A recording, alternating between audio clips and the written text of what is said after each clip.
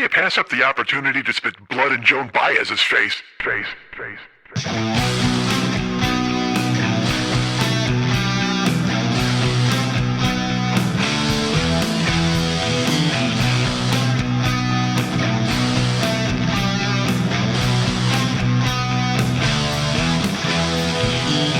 I'm so funny I inverted an epiglottis. Let's round up the faceless and get some pajamas. Dude, I didn't know my head was a bank. That's fucking awesome. I want to eat so many Tootsie Rolls I just shit a tire. I jerked off with this towel so much it might be a surfboard. Mr. Schmidt is an entertainer, not a ghoul.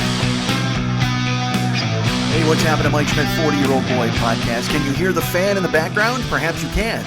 But that's your choice. I mean, you can hear that. Well, it's not really your choice, because if the fan is still going, you're going to hear it no matter what. It's your choice whether or not you want to hear it. You know what? Selectively punch that part of your brain that hears fans. Do me a favor. Take a fork, jam it right into your medulla fan longata, and just make sure you don't hear any goddamn fans, and you just hear me fucking talking. While you're in there with that fork, go ahead and hit your Ceramicum, and make sure it just hears me over the fan. Turn me up and tune that out. And then tune in and drop out, and then turn in and turn on, right? Isn't that all that shit?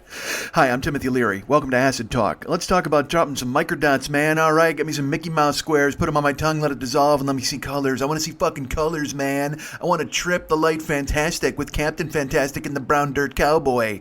That's Elton John, and he's that guy. I don't want to talk about him anymore. He and I had a falling out. What if that was the case? I can't bring up Elton John. We're done. Me and that guy are fucking finished. I'm done talking about Elton John. Oh, sure, you'd love it, wouldn't you? You want to hear me air all of my dirty laundry with Elton and his husband and his boyfriend? Oh, there's some dirty laundry for you. That's right, Elton's a two-timer, as Kiss would say off the Dress to Kill album. Don't check that, because I don't know if it's the Dress to Kill album. I really don't. I know they sang the song Two-Timer. She thinks she's high fashion. She thinks she's... I'm sorry, that's my Gene, which is a terrible Gene. Max can do Gene, but he's not here. Did you think I was stupid, Ramsey? Don't ever pull that shit. That's whoever the guy from Anthrax is who thinks he can do Gene on on the Kiss albums, or they did a tribute album. They did Parasite. And before it, one of the guys from Anthrax, it can't be Scott Ian, it's somebody else. And he's like, "Did you think I was stupid, Ramsey?" Like he talks like Gene, and it's a pretty good Gene, not like mine. You can hear me. I'm trying to do it and I can't. I wish, because Dave can do Gene's talking voice. Kiss invented toast. You know that voice. I can't. I'm not Craig Gass. Look, folks, I don't care how badly you want me to be Craig Gass or Greg Cass. I'm not him. Greg Cass, actually, his best impression is Gene Simmons choking on a ham sandwich. That's not bad. Check out Greg Cass and his line of many celebrities choking on ham sandwiches. That's how Greg Cass makes his business happen. But Craig Gass, that Gene Simmons was fucking amazing.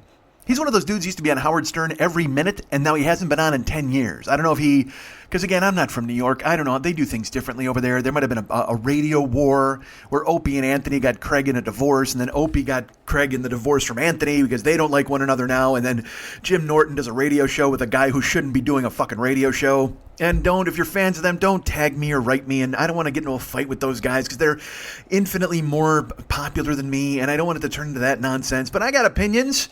And I listened to the Jim Norton show. I think I alluded. You know what? Fuck it, because I alluded to it a few shows ago, and I didn't exactly. I was like, I don't want to say who these people are, but I listened to a show and it wasn't great. Well, it was the Jim Norton show, and Jim Norton himself. Jim Norton again, like I said, brilliant comedian. But the other dude, I guess he was an intern with Opie and Anthony for a while, and then he just kind of kept stepping on his dick and failing upwards until now he's co-hosting with Jim Norton, and Jim Norton's got funny in his bones. That's what drives me crazy. Jim Norton's a funny dude. And he's sitting across from that guy, and he's got to pretend like that guy's good. Jim Norton does a lot, but I'll tell you this, bullshit. Because I was just gonna say Jim Norton does a lot of that because he actually hosts like a UFC show, a podcast with a guy named Matt Serra. And Matt Serra is a former UFC welterweight champion. He has the greatest upset in the history of mixed martial arts when he knocked out George St. Pierre, and it was a fluke. He won the Ultimate Fighter to get the shot, and then he beats George St. Pierre. And then, George St. Pierre tunes him the fuck up in their rematch. But he caught him, and it was great because he has heavy hands and great Brazilian jiu-jitsu. But now they're making him a personality. So they should put Matt Serra. He can co-host the show with Jim Norton. But here's the thing. Matt Serra is a fucking personality, and he's fucking funny. Like, he's really good. Like, that's a guy I would want to talk to and hang out with, man. I mean, if you watch, he's You know what he's got that I fucking wish I had that I don't have? Because I'm part lady. We always know that, right? I've talked about how I'm part lady a bunch of times. Matt Serra's got that New York swagger, but he's also got that New York swagger that he can back up because he can knock the fuck out of you if he wants to. Like that kind of thing. One of those guys who's funny and cool, but also, and the thing where he's the kind of guy, like if you threw a punch at him to make him flinch, he wouldn't flinch and he'd just look at you like, come on. Because even if you connected, he knows he's going to fuck you up and break your arm. That's the kind of thing. That's what we're all striving to be as men. We want to have that kind of confidence inside ourselves. We want to be the guys who know that if he threw a punch, we could take it and then fuck you up, and then we could laugh about it afterwards. And that's the kind of guy Matt Serra is. So Jim Norton, I was going to do him a disservice by saying he's used to hosting shows with people who aren't comedians because Matt Serra is fucking great. He's funny, he can trade, and he's cool. Is he over the top? Certainly. But I mean, he's a big, brash fucking New York guy. And not big. Well, I guess he's big now. He's been eating fucking meatballs since he lost the belt. That's how Matt Serra handles his business, and I can't blame him, man. That's how I would do it. If I lost the belt, I would just dive into a fucking meatball pool like Scrooge McDuck. I would fill my basement with meatballs and then dive into it and do a meatball backstroke.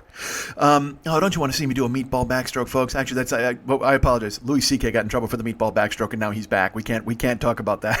That's the technical term for what he did. He did a meatball backstroke in front of a bunch of chicks, and they were like, "Hey, that's not cool, dude." And of course, they didn't talk about it for 15 years. And then eventually someone's like, hey, yeah, we should probably call out Louis for this bullshit since he's been able to make movies and TV shows and be fucking touring and doing stand-up specials, even though he fucking swung his junk around in front of a bunch of girls that didn't want it. And by the way, as we talk about this, folks, let's talk about the fact that I am fractionally viral. That's right. I'm your boy. I'm going to call it fractionally viral because to go viral, I think you got to be really big time, like 10,000 likes or tweets or whatever the fuck, all that stuff. I'm fractionally viral on Twitter. I haven't checked in a while. My phone continues to blow up. But last night, I don't know if you heard, Louis C.K. over the weekend came in and he popped in at a show in the Comedy Cellar in New York, which is this hallowed ground, this famous comedy club. And he did a surprise pop-in set, and then he went up and did 15 minutes of stand-up, and then everybody gave him a standing ovation, and he left. Everybody was very happy. Well, I saw that come over the Twitter wire, the Twitter line, and I thought to myself, all right, here's how a joke is written, folks. You think of it. There's not even a schematic or anything. Shit popped into my head immediately. I actually wrote the joke 3 times, deleted the first 2 and then stuck with the third one because the wording is so important. Jokes are surgical, man. And if you want to be fucking, because again, let's put it this way: the joke I wrote has been rewritten 1,000 times by other people. Nowhere near as good, nowhere near as funny, nowhere near as clean. I used economy of words. I ended on the right fucking joke. Because listen, I said they weren't expecting him because he did a pop-in set at the Comedy Cellar. So I retweeted the story and I said they weren't expecting him. Apparently, he just popped in and forced them to listen. Or force them to watch. Apologies. Force them to watch. See, look at this. I'm talking about words and I don't even have it in my fucking brain. He just popped in and forced them to watch. Now, there's your hammer. Popped in and forced them to watch. That's the joke because that's what he did with the other ladies when he came in and he jerked off and that was the thing. So I tweeted it out. Like the first couple of tries at it, I was like very on brand for Louis because and I'm like, that's too many fucking words. And I erased it. And then I retweeted it a second time with another thing. And I'm like, nah, man, economy of fucking words. So I said they weren't expecting him. Instead of he showed up, you gotta, in this show, listen to me talking about fucking economy of words. In this show, you hear me verbalizing things out loud and eventually we get to a point, maybe. But with jokes, man, especially on Twitter and stuff with 280 characters, you gotta be surgical in how you write it. So I wrote the surgical joke, tweeted it out. And up to this point in my life, folks, the most well-received tweet I've received, I think it had 400 likes. I live tweeted the debates between Trump and Hillary, and one of my tweets was there was a picture that came up from the debate while the debate was still on TV. It came up in the Twitter feed. I should say the feed. I don't want to say the Twitter because I'm an idiot at that point. The Facebook, stupid. But a picture came up of them both holding microphones with their hands in the air, and it looked to me like they were singing. And I immediately, I don't know how jokes work. I don't know how my brain works. Shit just pops in there. You probably get the same thing where something just pops into your brain, you say it, you spit it out, and everybody's like, whoa, how the fuck did you think of that, dude? Certainly you don't do it like me because I'm the talent. I'm a fucking superhero when it comes to this nonsense. That's why you're listening to me and I'm not listening to you. What a dick. That's why I don't listen to your fucking podcast and you listen to mine, because I'm much better at it than you are, motherfucker. That seems strong and weird, and I don't mean that. Of course, we're all friends, and if you had a podcast, I'd certainly give thought to listening and then never do it. I would tell you I might, but I would certainly not do it. I don't even listen to this fucking show, as I've mentioned a million times.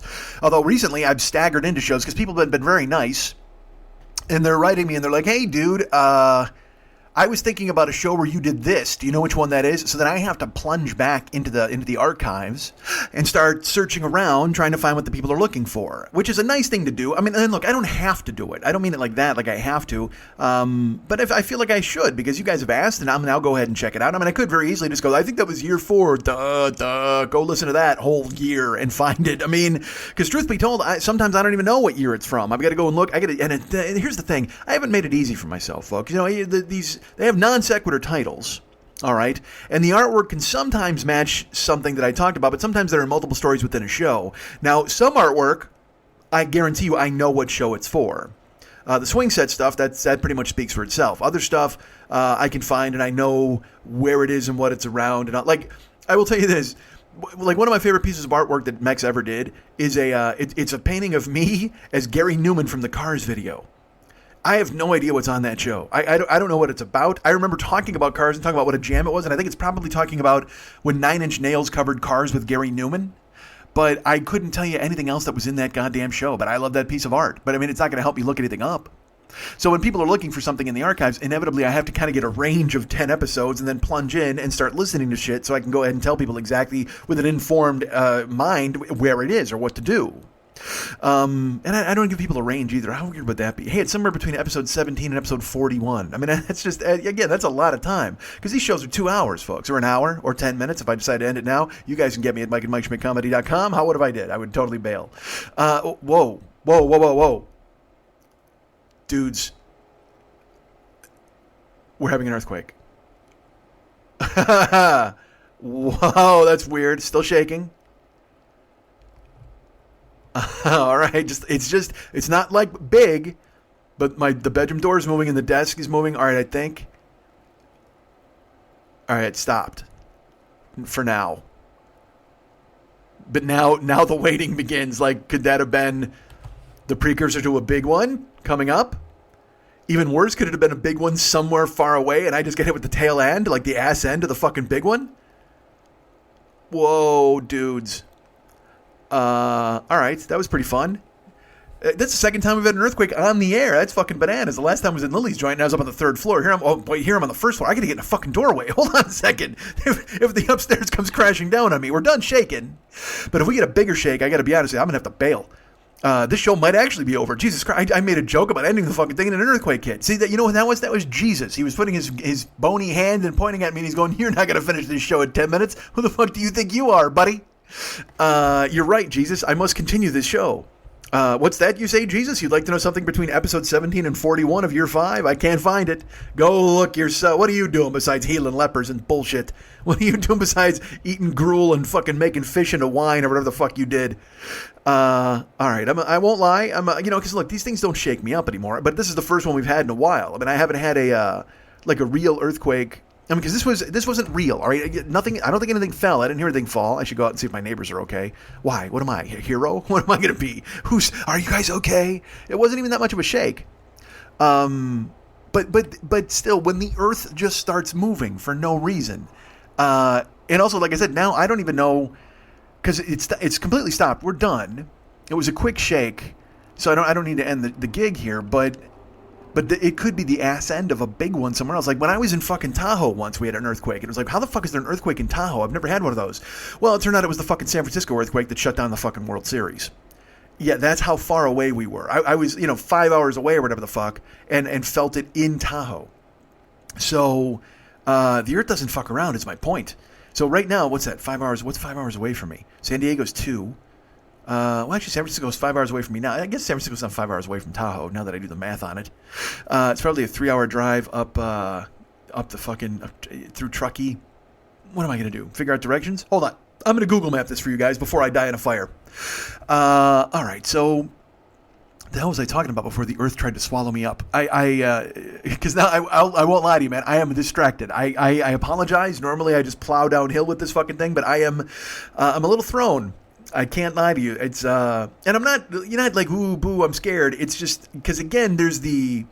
I told you one of my favorite stories ever was Karen and I went to a movie. We were seeing Crouching Tiger, Hidden Dragon, and we were in the movie theater. And it was an afternoon showing. There wasn't really anybody else in the theater, just like 5 of us. And then an earthquake hit, and a good one. I mean, like a big shake. Shook the whole fucking theater. The movie stopped. And other people got up and left, and Karen and I just sat there. We looked at one another, and I'm like, well, look, let's. What do you think? And she's like, I don't know. How are you? And I said, I'm fine. She goes, I'm fine too. We were like, well, let's watch the end of the movie, and if we walk out into a hellscape, then that's on us. And she's like, all right, cool. If anything, the last thing we ever did together before walking out into the apocalypse was we watched a cool-ass movie. So we waited in the theater, and they were just kind of like, all right, well, we're just going to start it up again, and boom, there you go, movie show. Boom, there you go, movie show. Boom, there you go, movie show. I like language that runs together and rhymes. So again, I'm not... Fucking yawned. Jesus, I'm not... look at me yawning through an earthquake. See, look, it's all blasé for me, folks. It's old hat. I'm from Chicago, but I'm here now, and the earth sometimes shakes. It's how it works, man. No, it's more the theory of the unknown now. Like, I don't know what's going on outside. I don't know what's happening in surrounding counties. I don't know if there's a... Because, look, it was a decent shake here, but it wasn't like a jolt. It was more of a roll. And the chair started moving, and my stuff on the desk, and then the door to the bedroom was rocking back and forth. So I saw, I was moving. But I wasn't, not thrown out of my chair, certainly, and it wasn't anything crazy. Here's me giving you a play-by-play of an earthquake. We're rolling. That's it. It's hard to describe unless you've been in one, because there's jolts. There's ones that just fucking happen, and then there's rolling ones. The rolling ones are the weird ones. Like I was in the one in San Clemente, where I was at my brother's apartment. Not my buddy. I was in my brother's apartment with some of his buddies, because Letty was coming home from Little Caesars with pizza for us. We were so starving. And we heard it coming. It was like 1:30 in the morning, and we're sitting upstairs, and it was me and his buddy Norm and another guy, and we heard it rolling, and we heard it, and we looked at each other. It was like, and we were like, all right, that's kind of fucking weird. And we were up, Lenny lived upstairs. He lived in the hills not in the hills, but like in these. He lived near the beach, but it was up a hill, like up a street, and we heard it rolling, and then all of a sudden, and the whole building started to fucking shake. And it was a really good shake, and we're looking at each other like, whoa, dude. And then it just rolled through. It was almost as if, it was like water roll. That's what it is. It's like waves, So and then it rolled out, and we heard it go, and we heard it go to the ocean. And when it got to the ocean, you heard the ocean start going crazy with waves and getting tossed around and stuff. And, man, that was just fucking weird. The Earth's a weird place, folks. I guess, as far as I know. I don't know if any other else is... Look, I've never been anywhere else. I can only speak for the Earth, but the Earth is pretty weird when you got a tornado or a hurricane or an earthquake happening. When some sort of natural disaster pops in, it throws you a little bit. And I would say that's what I am now, because I was talking about something, and now I've been thrown aside. I don't know. It's funny. We're talking about the archives of the show. Go look up. I think it was year 3 when I had the earthquake at Lily's house. Go look at that. Look at that. Look what we're doing. We're marveling at how these things get tied together. Let's just the circle of life. This is the Lion King episode, folks. I'm gonna Hakuna your fucking Matata and be fucking happy for days and days. So happy to be sitting here in an earthquake and trying to do a goddamn show. It's lovely, right? Don't you think it's lovely? All right, so here's the deal, folks. People will ask me to go ahead and check that out, and I plunge into the archives, and I find them what they want to look for, and then I refer that to them. But what were we talking about before then? We were talking about podcasts. We were talking about Matt Serra and Jim Norton doing their podcast. We were talking about you guys listening to me and me listening to you. Was it as simple as talking about Louis? Oh yeah, it was. So here's the deal. I was talking about how I don't know how my brain works. That's what it was. All right.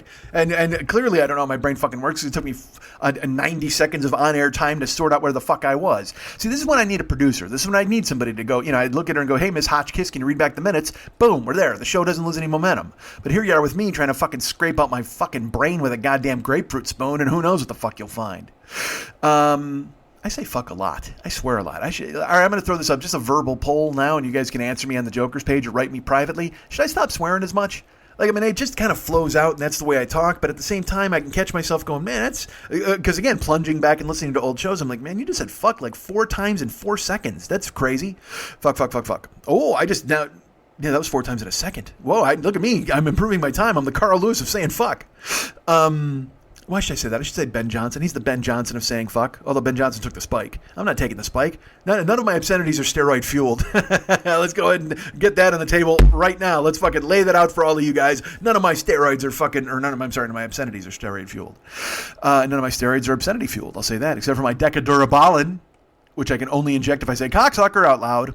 All right, here's the deal, folks. I don't know how my brain works. So when that tweet came out with Hillary Clinton and Donald Trump, and they were standing there and they were holding their microphone, I thought of the song "Islands in the Stream." I don't know why it popped into my head, but it was the islands in the stream. That's what we are. No one in between. How could we be wrong? And we rely on each other. And that was because they looked like they were singing it to one another. And I thought of it in my head. I went, all right, duets, man and a woman, and that was the first thing that popped into my head. And I go, that is fucking perfect. And then I tweeted it out, and I think I got like 450 likes on it. Like it just, I'll tell you what, when that happens, you guys might know, maybe you're tweeting geniuses. I have no idea. But when I get 30 likes on something, 40 likes, I think, man, I did pretty good with that one. Because, I only got like 3,500 followers or something. I'm not a big deal on Twitter at all. You can follow me over there now at twitter.com/the40year-old-boy if you want to, and I'll tell you about that later as well. But I can tell you that it's not, I'm not a big deal. I mean, occasionally I'll fire off something great, and it gets completely ignored. I was talking to Gio on the phone, and he mentioned the Olsen twins, and he was talking about them giving drugs to Heath Ledger. And in my head, I had a funny tweet about the fucking Olsen twins once. So I went and searched my Twitter history, and the tweet that I wrote was, I took that Zimbio quiz asking what Olsen twin you are.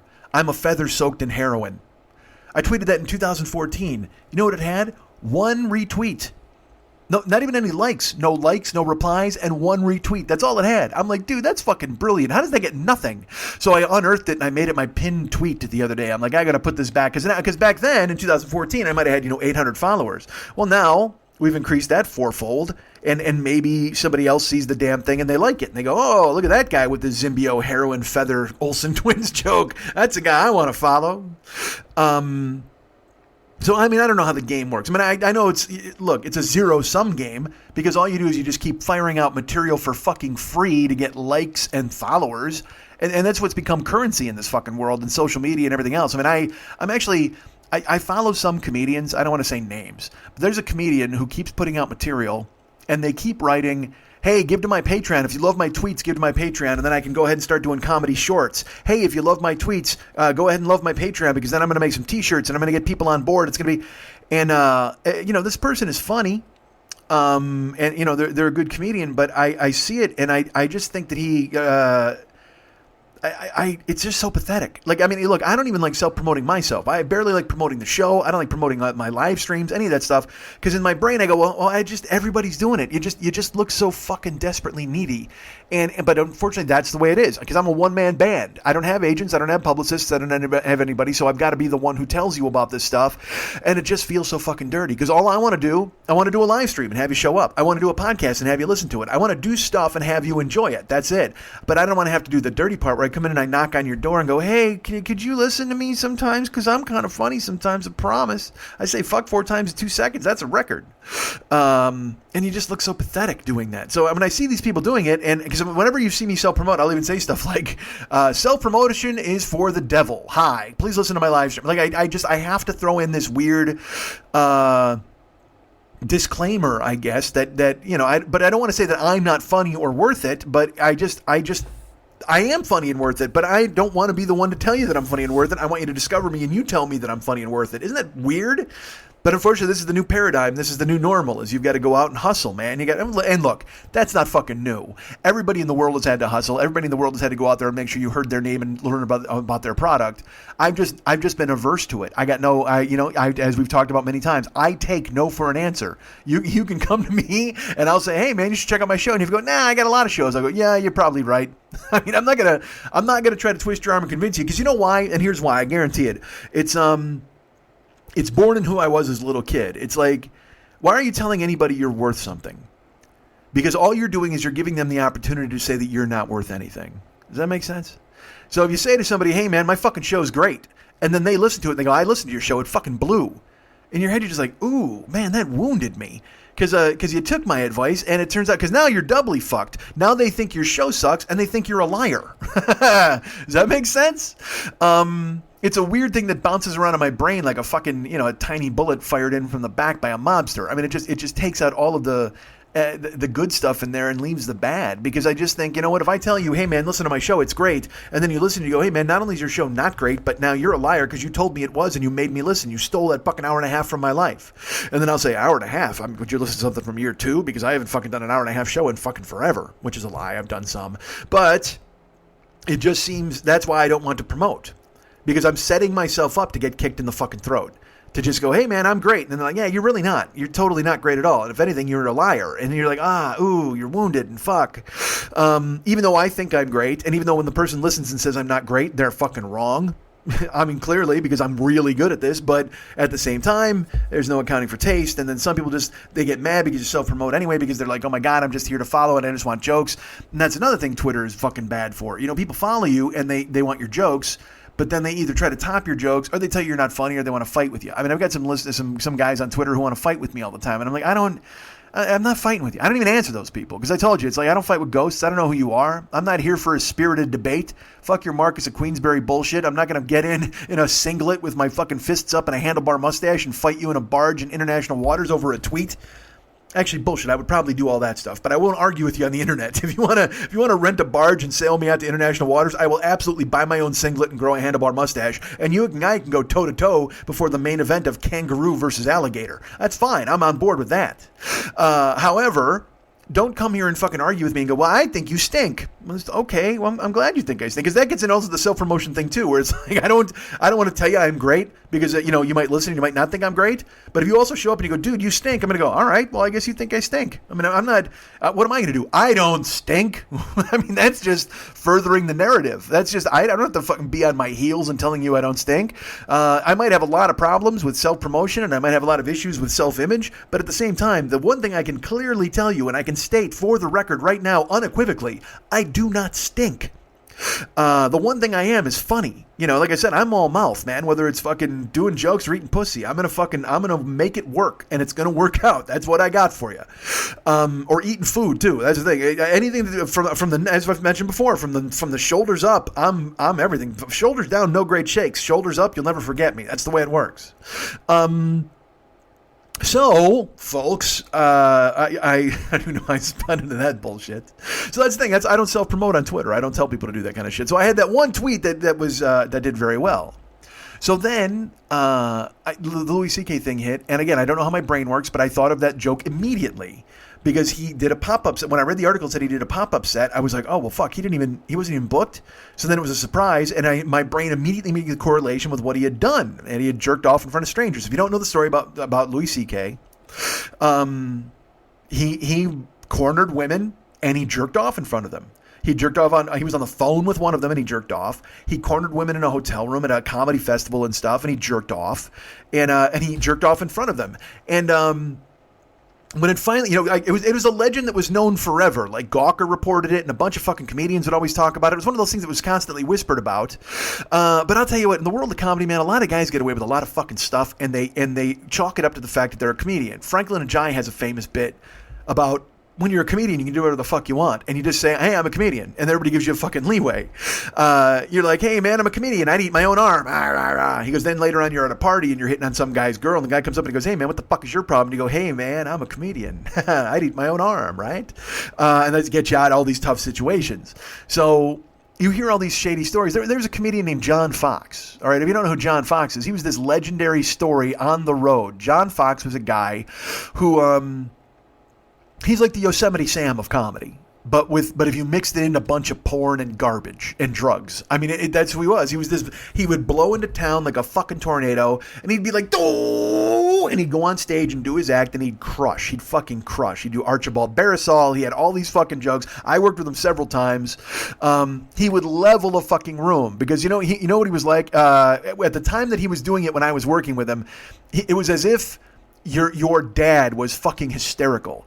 Like, and could make your friends laugh. Like, you know how your dad can sometimes squeeze one off and you're like, oh, dad's got a sense of humor. Imagine if you had like a funny, blustery, blue talking dad who just was funny and dirty And almost like a Toady Fields dad, like that kind of thing, like a party comic, but just fucking, he was hilarious. And he would just level these fucking rooms, man, because he would do Archibald Barisal. I can't even do it justice. You got to find John Fox online.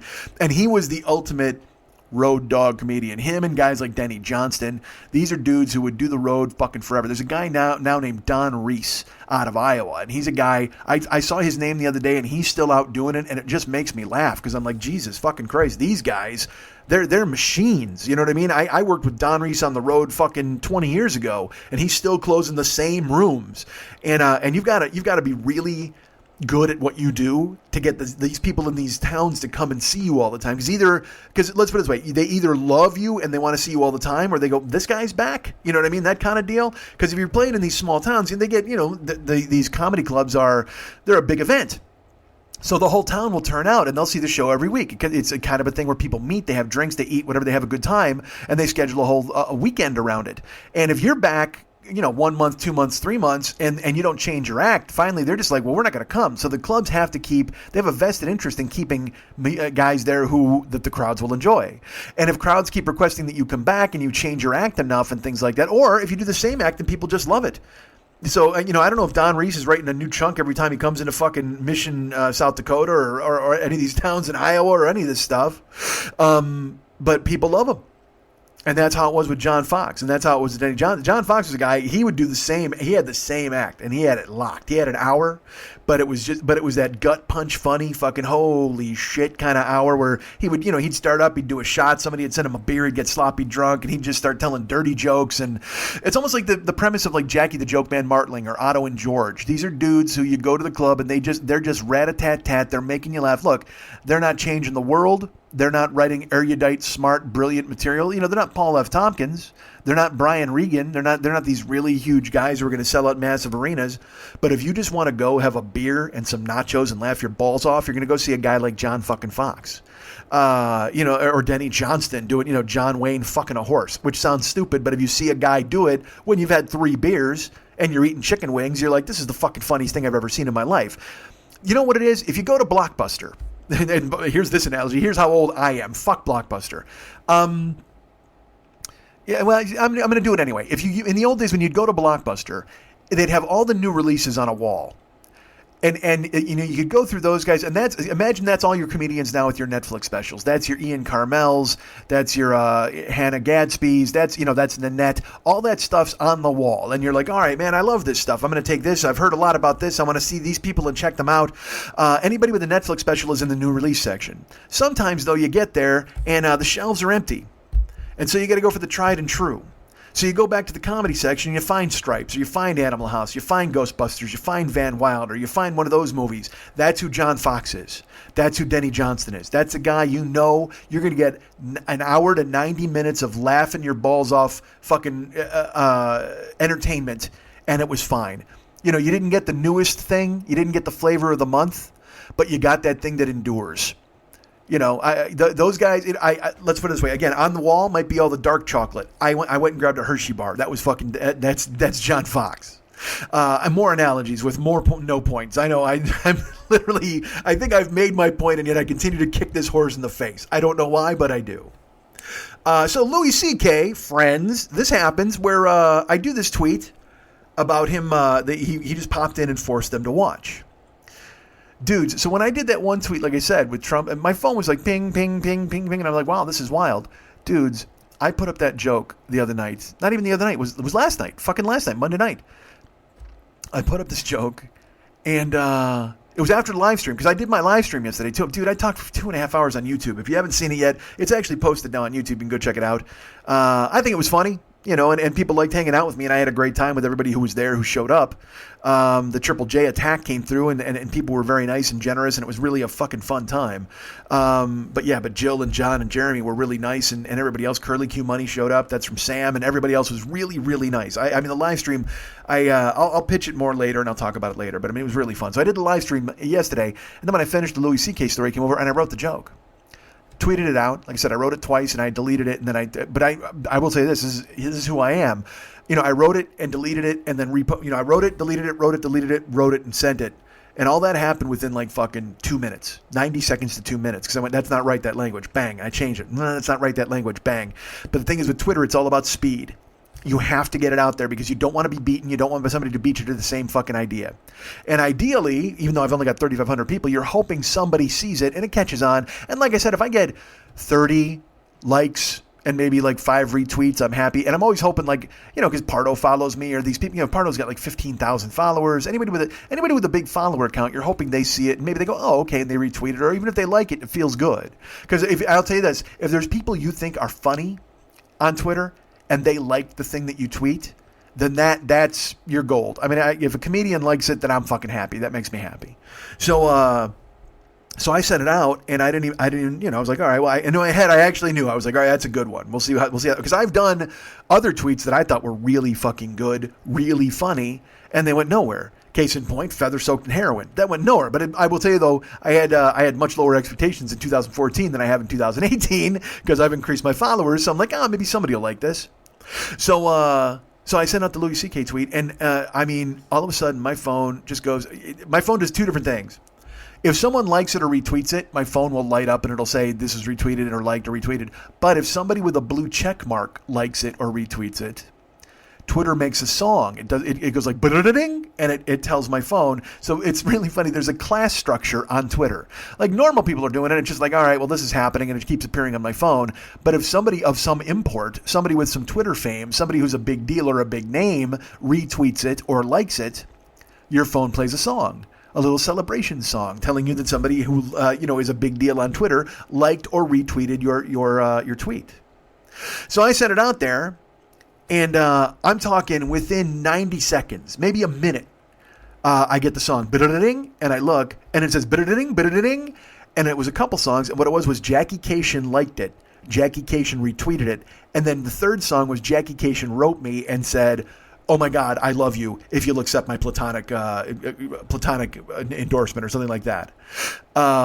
Which was awesome because Jackie is a fucking road warrior. She's a brilliant comic. She's an amazing writer. She's a terrific podcast host, and I respect her. So just getting that was a victory. Knowing that she liked it and retweeted it was fucking awesome.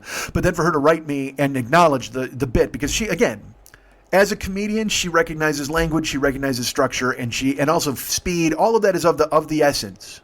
And to get that from her, well, I'm like, all right, well, I'm golden now. That's all I need. But little did I know, folks, that happened. And then Catherine Sweeby, who's a listener to this show, also retweeted it, also liked it. And then she said to Jackie, because Jackie's like, oh, I love you. I want my platonic. And then Catherine's like, the line forms behind me. And then, dudes, my phone would not stop lighting up. Bing, bing, bing, bing, bing, bing. There's like light. And then ba-da-ding, Twitter songs. Then I got retweeted by a guy named Yashir Ali. He's got 300,000 followers. And at that point, we were off to the fucking races. I mean, it just started like, ba-da-ding, and Twitter light up, like, la-da-da-da-da. And of course, then you get people jumping into your mentions who want to fight. People tell you it's brilliant. All these different things are happening and what's going on. It's just a lot of back and forth. It was pretty crazy. And I sat there watching it. I was like, Jesus Christ. And at the time, I was tweeting with Gio. Or no, I wasn't even tweeting with him. Because after the live stream, I just took a fucking break. Like I sat down, I tweeted that, and then I was looking at baseball scores because I had talked for 2.5 hours on the live stream, man. And I just couldn't, getting back into talking or doing something like, because I wanted to talk to Gio and I had to do some stuff, and there was stuff I got to do around the apartment. But at that point, I just wanted to eat some chicken. I just wanted to read a baseball score and decompress. But my phone started going bananas. And then actually Gio sent me a fucking text message, and he's just like, so you're just continuing to set career highs this evening or something like that. And, by the way, let's talk about this for just a second. How bored are you of Twitter talk? Jesus fuck. Nobody wants to hear the science of tweets and all this other bullshit. I talked earlier. I said something about kicking a horse in the face earlier. I've just now fucked this horse royally. That's all I've done. I've sat here and I've explained the machinations of road comics. I've given you analogies there. I've talked about Twitter and told you how that fucking works. And you got to know how it fucking works. If you got Twitter, you know how it works. If you don't have Twitter, you don't give a flying fuck about how it works. You could not care less about me explaining to you popularity and 3,500 followers, which sounds like a big deal, but it's not even fucking close. Good. Fucking shut up, Mike. Shut up. Jesus Christ.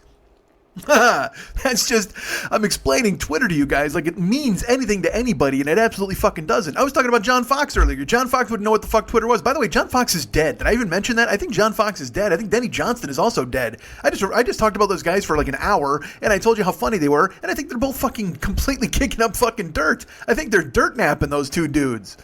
I even, just John Fox was like, I don't even know if I mentioned it. He was like this legendary guy on the fucking road where he would stick his dick in the mayonnaise. Like he's one of those fucking dudes. He was one. There was always, you'd go into a comedy condo and there'd be mayonnaise in the fridge, and people would be like, "Nah, fucking John Fox might have been here." Like literally, guys would jerk off into the mayonnaise or whatever, and it was like a prank.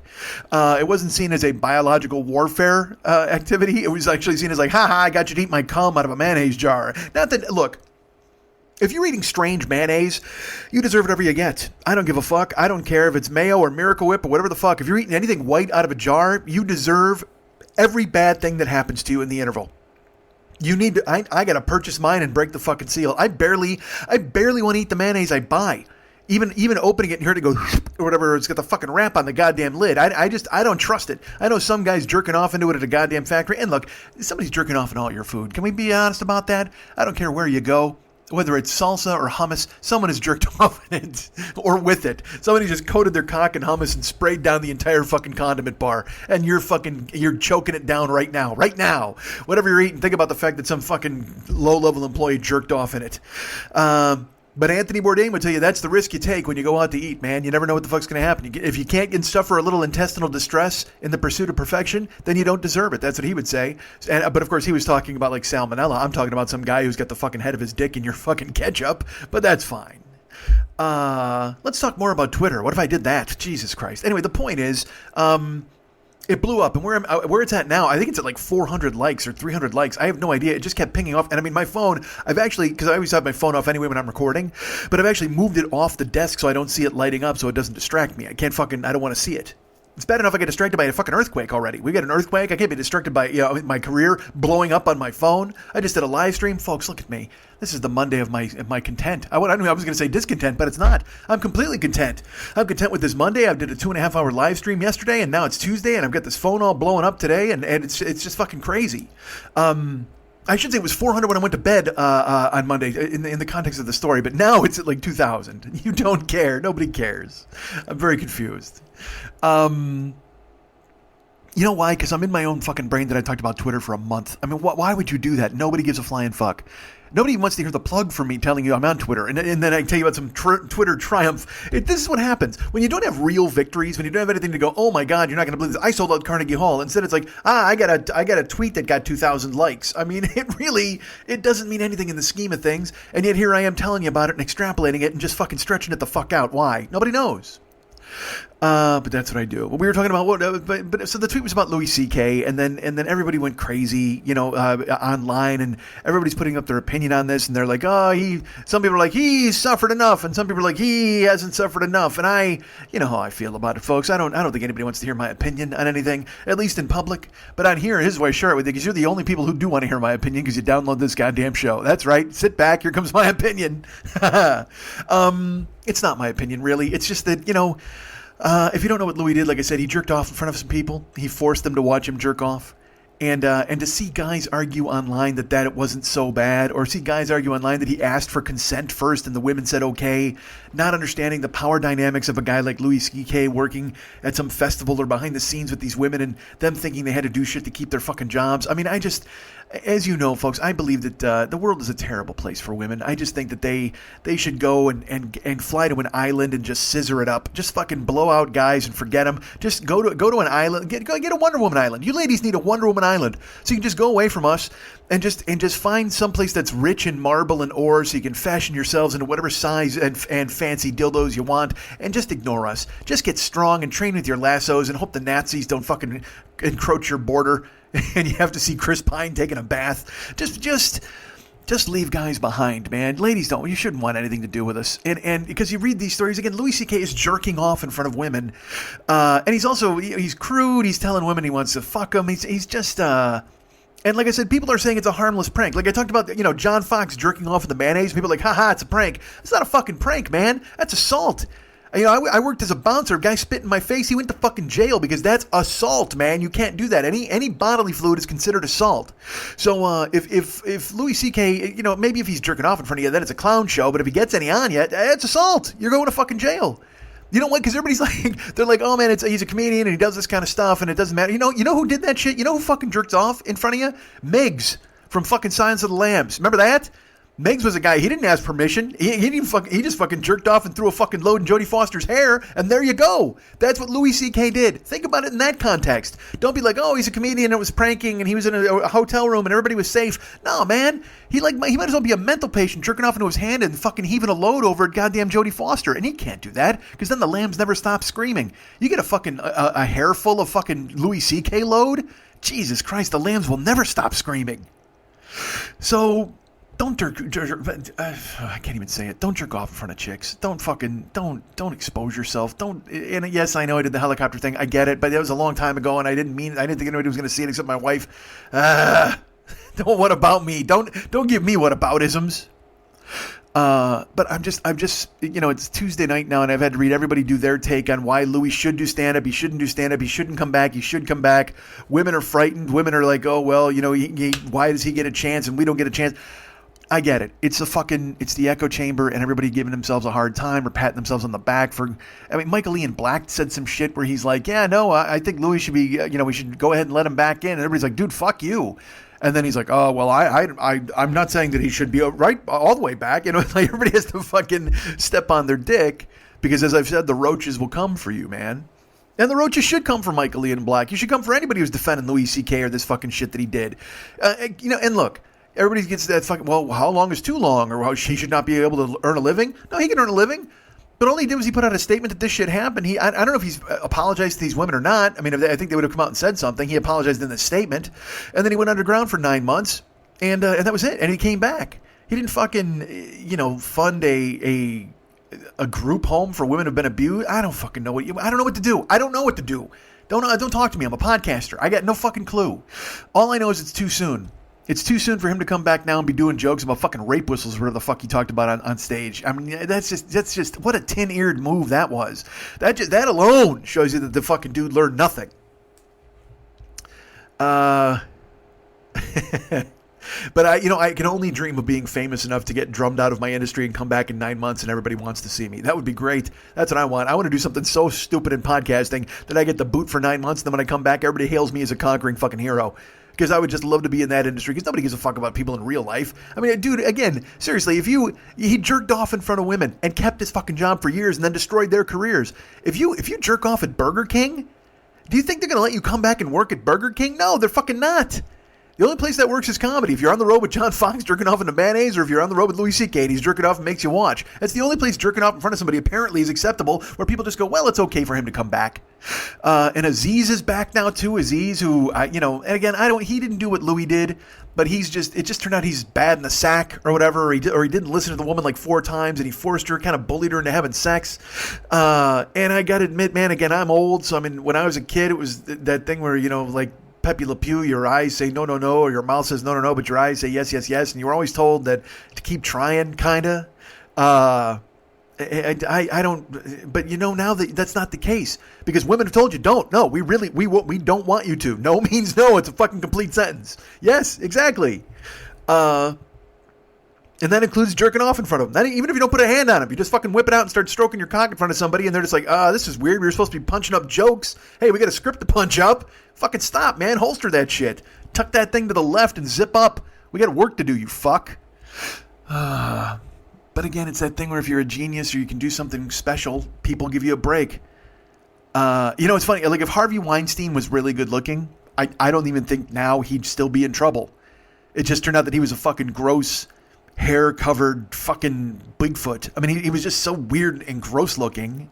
And people thought, oh my God, that guy's fucking actresses? That's disgusting. He's forcing actresses to do these terrible things, because that's another thing in our society. You see some fucking gross dude, you're like, that guy's gross. And Louis also kind of schlubby, but also he tells jokes in a funny way, and a lot of guys can relate to that. So they're just like, oh no, he's funny. He's kind of like us, and he's got that everyman quality to him.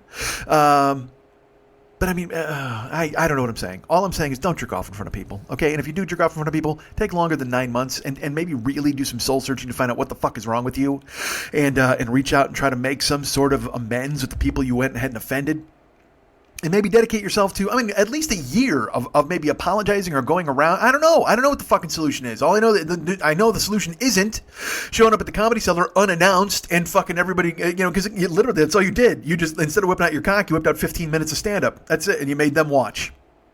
And that was my tweet. Not that you care about tweets, but that's what it was. Fuck, but what do I know? I'm a fucking Uber driver half the fucking time. Hey, if I cover my mouth like that, it sounds like I'm in a megaphone. I was rubbing my eyes and it sounded weird in the mic. I drove like a motherfucker last week, man, because I had to try to get to hump, because I told you 2 weeks ago I just went to Seattle, and then I took a week of, I didn't do anything until I drove until Saturday. So last week I drove every day. I drove Monday through fucking Sunday, man. I was out there cranking it, making bonuses, doing the thing when I was running. And I have to admit, there were times where I was beat, but I made myself go do it, and I paid a bunch of gas money, but that's okay. I wound up doing okay money-wise, but I was out Saturday night. Yeah, at the end of the show last week, which I don't even know if anybody listens past the fucking plugs or anything, and they hear the end or the out. I don't know if you even hear the new theme song or the closing song, whatever.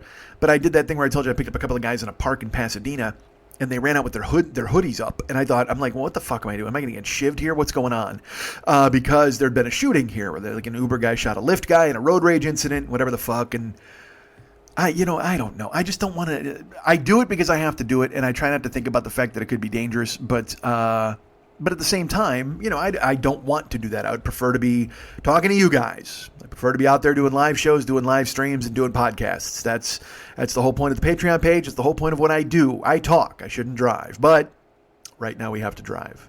Saturday I wound up out driving, and it's funny. Maybe I should have a bumper here, like just like an Uber theme song to tell you when Uber stories are coming, because I don't have a segue into it. Because I sit there and I talk about comedy, and then I go, oh, by the way, here's that other thing I do that's fucking awful. I wound up driving on Saturday. I drove a ton. I went out at like 5 o'clock in the afternoon. And they have this thing where they say they kick you off the platform after 12 hours. So I figured I could drive from 5 to 5 and make some money, because I drove Friday, and I was chasing a bonus. I got to get 55 rides in 3 days. Well, Friday I went out at 8 o'clock at night, and I wound up driving until like 5:30 in the morning. And no, it was 6:30 in the morning. But the thing was, I only did 17 rides in that amount of time, because everybody, it seemed like, was going 10 miles, 15 miles. And that's great because I'm making money, but I'm trying to hustle and make the bonus as well. So I've got to average basically 18 rides a day. So 17, that's okay. It's right there. But what I'm really hoping to do is get like 25 on Friday, 25 on Saturday, and then just kind of pick and choose on Sunday. I'd love to have a full day off, or just a really slow day where I only have to drive a couple hours. But it doesn't always work out that way. So Friday, like I said, I did okay money-wise, but I only did 17 rides.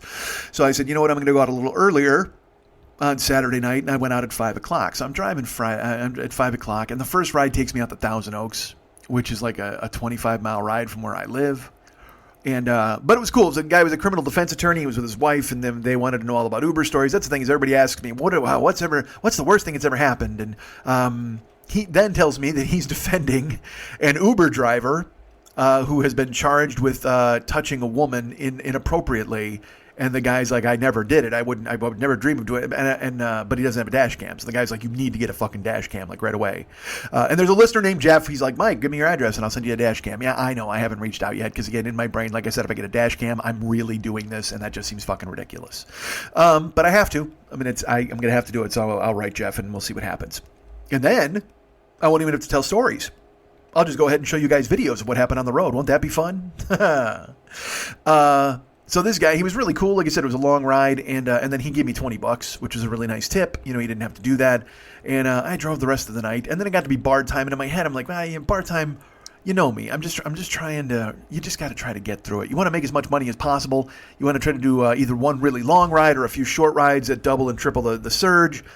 But I got pinged at a bar in Hollywood on Cahuenga, and it was this is at like 1:40 a.m. And that's usually somebody trying to beat the surge. However, they did not this time. It was a 1.8 surge, and or 1.9 or 1.9. I pull up, And I'm right where I'm supposed to be. And it's just, you've taken Uber or Lyft. You know what's up. I pull up. I'm there. They're drunk. I know. They're not going to be able to find me. So I call them. They're like, we don't see you. I said, I'm right here. I'm literally one of only 2 cars in front of the venue. Well, I see like another car. And I'm like, yeah, I'm behind that car. Well, I don't see. I'm going to have to walk out into the street. Oh, my Christ. Yes, please walk out into the street. And then get run over by a van so I can get the fuck out of here, man. What the fuck? Because at that point, like I said, I've now been driving. It's 1:30, 1:40. So I've been driving 8.5 hours already. And I just, I know I shouldn't care. It's just, but it's my choice to do this. I know. I wish I had a better job. I wish I was writing on a show. I wish I was a real shot caller. I wish I was a baller, or whatever that fucking song was. Wish I was a yes yaller. So I go, look, I'm flashing my brights. Can you see me? Where are you? And he goes, all of a sudden I see a guy peek out from behind the van, and he's with a woman. So I go, all right, I'm coming. They're not 10 feet from me. Yeah, literally, they're a car length ahead of me, but they couldn't go. It doesn't matter. I know it doesn't matter, but they're drunk. So I pull around the corner, and the woman gets in the front seat. The guy gets in the back. And I look at her and I go, how are you? She goes, good. And I slide again. I don't know where anybody's going until they get into the car. So I slide the app across and I see they're going to Simi Valley, California, which from Hollywood is about a 35-mile ride for the address that they had put in. So at 35 miles at a 1.89 surge, I'm going to make $70 on this ride. So I'm thrilled. That's what you're looking. That's the jackpot at bar time. And also it gets me out of there. I don't have to hustle around and take people 1 mile, 1 mile, 1 mile. I can make my money and come back and do whatever I got to do. $70, I can handle that. So, they get in the car and I go, okay, hi, how you doing? She goes, good. I go, we're going to Simi Valley. We are. And I go, great. And I pull away from the curb and I start to drive and I give her the speech. I go, hey, look, if you want the air conditioning on, the heat, whatever, that's fine. The music, you want to turn it up, turn it off. I go, great. And I go, look, I'm going to ask you because it's bar time. Have you guys been drinking? And meanwhile, the guy's not saying anything at all. The woman, however, she's like, oh, yeah, well, I haven't been, but he's had a couple, but he's fine.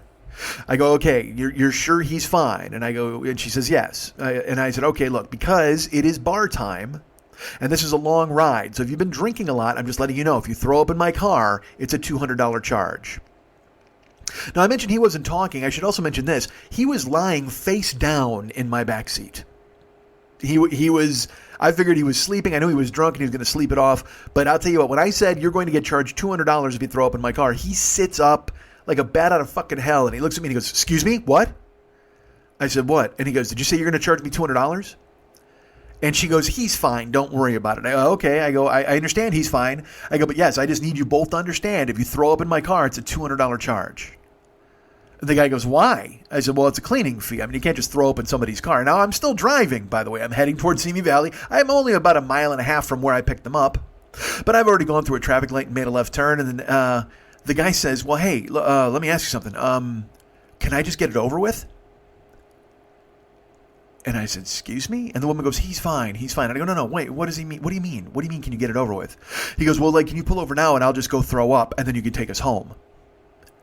I go, look, man, you got to tell me if you're going to throw up. Because if you're really going to throw up, I'm going to pull over and I can't take you guys. I'm not. And he goes, no, it's fine. He goes, and the woman goes, he's fine. I go, I understand that. I'm just making sure you know the charge. He goes, well, I don't want to pay $200. I go, good, then don't throw up. He goes, okay, but I'm telling you right now, if you pull over, I can throw up now and get it over with and it won't be a problem. I said, dude, I'm not going to play vomit roulette on 35 miles. I mean, if you're going 5 miles, it's a different story. I go, but I mean, if you throw up in the car or even if you lean out the window and you throw up on the side of the car, it's a $200 charge. And he goes, right, that's why I'm asking if I can just go throw up now and I'll get it over with. I go, dude, again, I'm not playing vomit roulette. If you've got to throw up, I'm not going to take you guys. He goes, well, I'm going to ask you to pull over because I guarantee you that I'm going to throw up. And the woman goes, no, he's not. And I go, dude, I got to trust him. I mean, if he's going to tell me, he's guaranteeing me he's going to throw up, I can't take you guys. I'm really sorry about that. And the woman was just like, oh. And I go, I can't. He goes, that's okay, bro. It's okay. Just pull over. We're fine. And I said, okay, I'm really sorry about that. And I pulled over and to get out of the car. And I see him. He walks right over to the wall and he just bends over and starts putting fingers in his mouth. And I just drove the fuck off. I'm like, and you know what? To his credit, good for him. Like, I mean, I don't understand going out and drinking yourself into a fucking position where you're going to throw up, where you know you're going to vomit. I don't think that's a good time at all for me. But good for him for recognizing that he was going to do it. And he knew, because like I said, he's like, hey man, I guarantee you I'm going to throw up. I'm like, all right, well, I ain't taking you then. And better that than to try to fucking hide it, because I told you the last guy who threw up in my car was the guy who was in town from Minnesota. He's like, I'm fine. No, I'm totally fine. And then I heard him throw up. I fucking heard it. Like he coughed, like a gross cough, and then he's like, oh, I'm good. No, I just got something in my throat. Yeah, not anymore. Now it's all over my fucking floor, you dick. But that's okay, because he had to pay the $200, because that's what fucking, or $150 or whatever the fuck it is. I always bump it up when I tell the passenger, I go, it's $200, it's $300. I used to say, just because I want to make sure they know what they're going to have to fucking cough up. In addition to vomit in my back seat, what they'll have to cough up.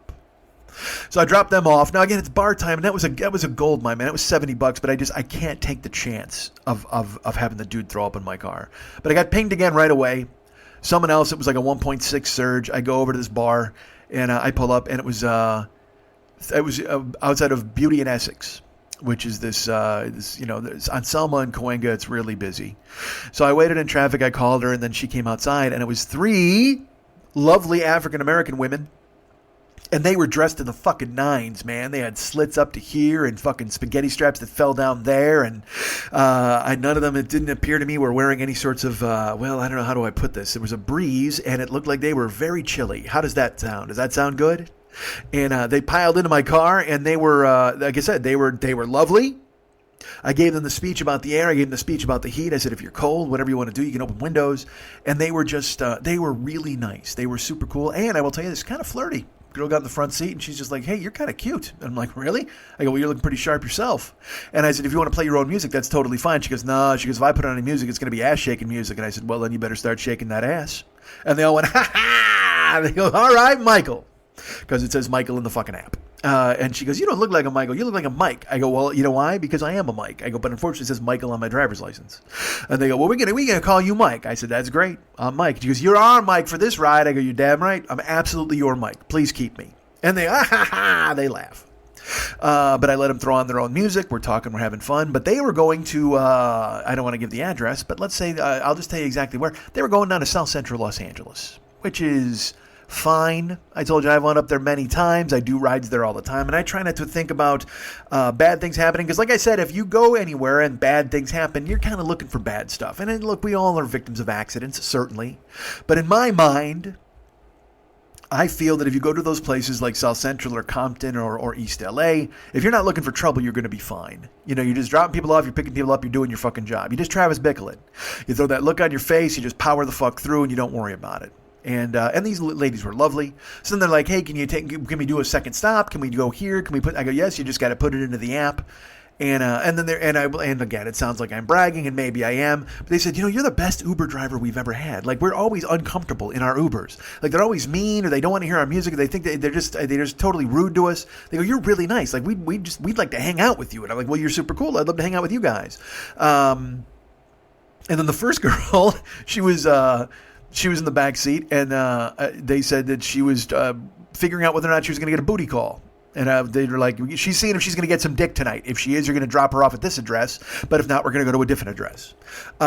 So she was texting and looking to see if she was going to get some dick that night. And it turns out she wasn't.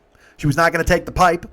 So instead, I took her to her house, and then I took the other 2 girls to the other house. And then as this girl was getting out in the front seat, she looked at me and she goes, here's my name. She goes, why don't you find me on like social media if you want to be my friend or something like that, and look me up. And I said, I will absolutely do that. So I took her name, and it was funny. It's a name that I don't know.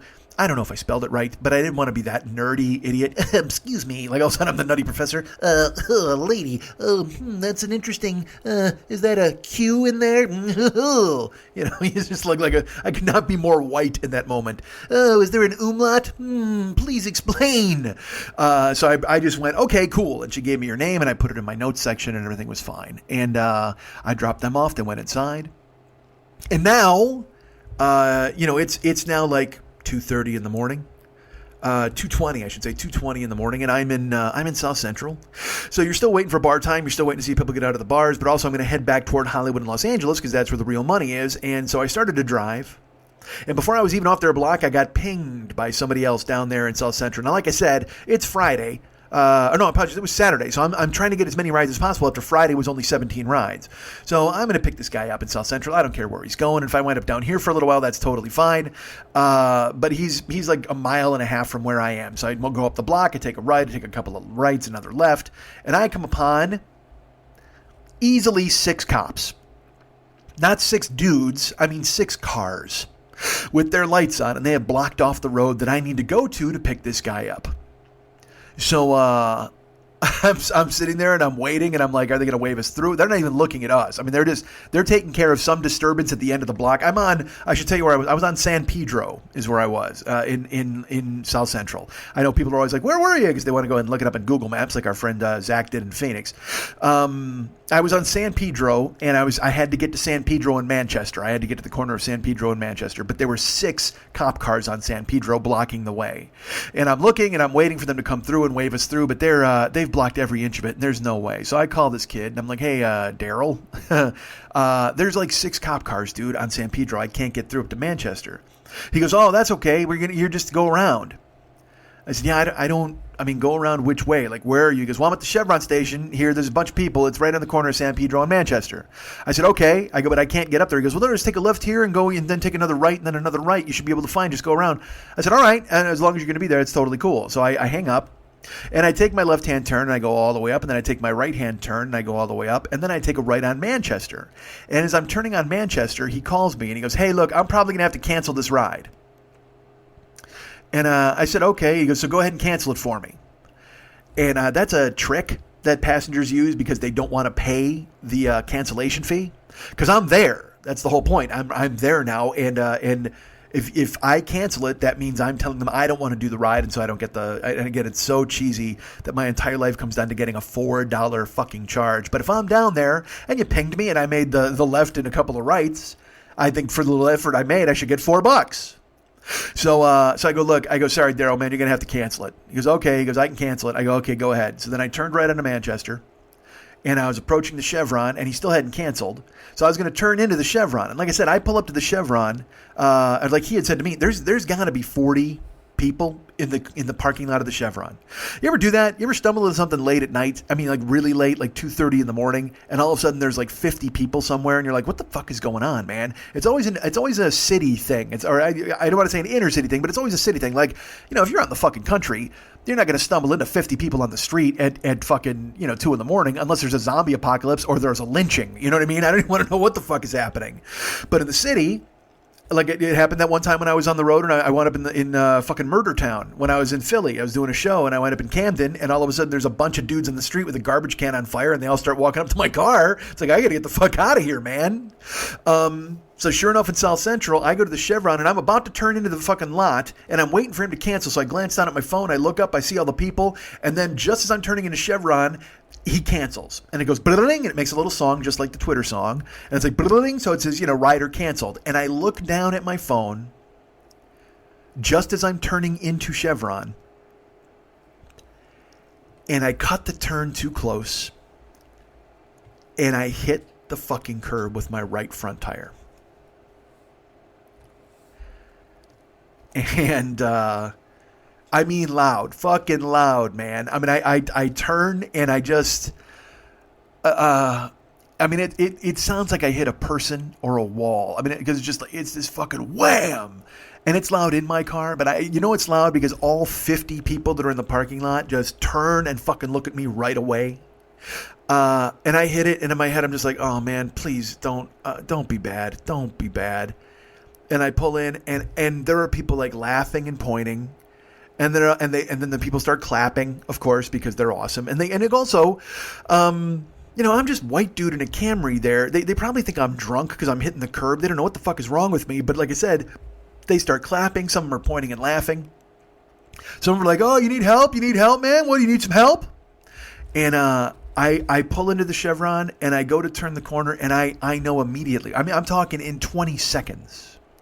My tire is flat. I mean, I can feel it. And then I start to hear it because I turn and it's like, and I'm like, oh. I mean, look, I had a flat tire when I got home from Seattle. I had to fucking change it myself. It was the first time ever in 51 years I've changed my own tire. So at least I'm filled with the confidence in knowing that I can do this. I don't have to call AAA. I don't have to do that. But at the same time, I mentioned, if you're not looking for trouble, trouble's not going to find you. But I'm still in the middle of South Central, there's like 50 young people in this parking lot, and they're all laughing at me and pointing and clapping and shit. And so it's not like I came in stealth. I mean, they know that I'm fucking there. And they're teenagers, and they're being rambunctious. Like there's dudes who are like kind of slap boxing, and it's just that thing where there's that vibe in the air where everybody's just kind of hanging out. And I don't want to say there's danger in the air, but it was certainly it was a crowd that looked like they were ready for anything. And I pull up in my car, and I just sit there, and I'm like, motherfucker. I'm in the Chevron parking lot. At least it's well lit. People keep coming over to my car and pointing. And then there's like, hey, what do you need, man? You need help? You need help, dude? And they're like laughing and high-fiving and walking away. And I'm like, oh, Jesus Christ. And again, like I said, they must think I'm fucking loaded. So I get out of the car, and I pop the trunk, because I know what I got to do. I got to get the fucking jack it up. I got to do the lug nuts, the whole fucking routine. So I get out, and there's some young dudes there. And there's like, you got to watch them curbs, man. You got to watch where you're going, right? You been drinking? Yeah, you want something to drink? You been drinking? I'm like, nah, dudes, I'm fine. And they're like, all right, you need help? Let us know. Ha ha. And they start laughing, and they're like, you need something to drink? Let us know. Ha ha. They laugh. Because again, it's 22-year-old kids, 23-year-old kids hanging out on a fucking Saturday night, and they're just having fun. I know what they're doing. I did the same shit when I was 22.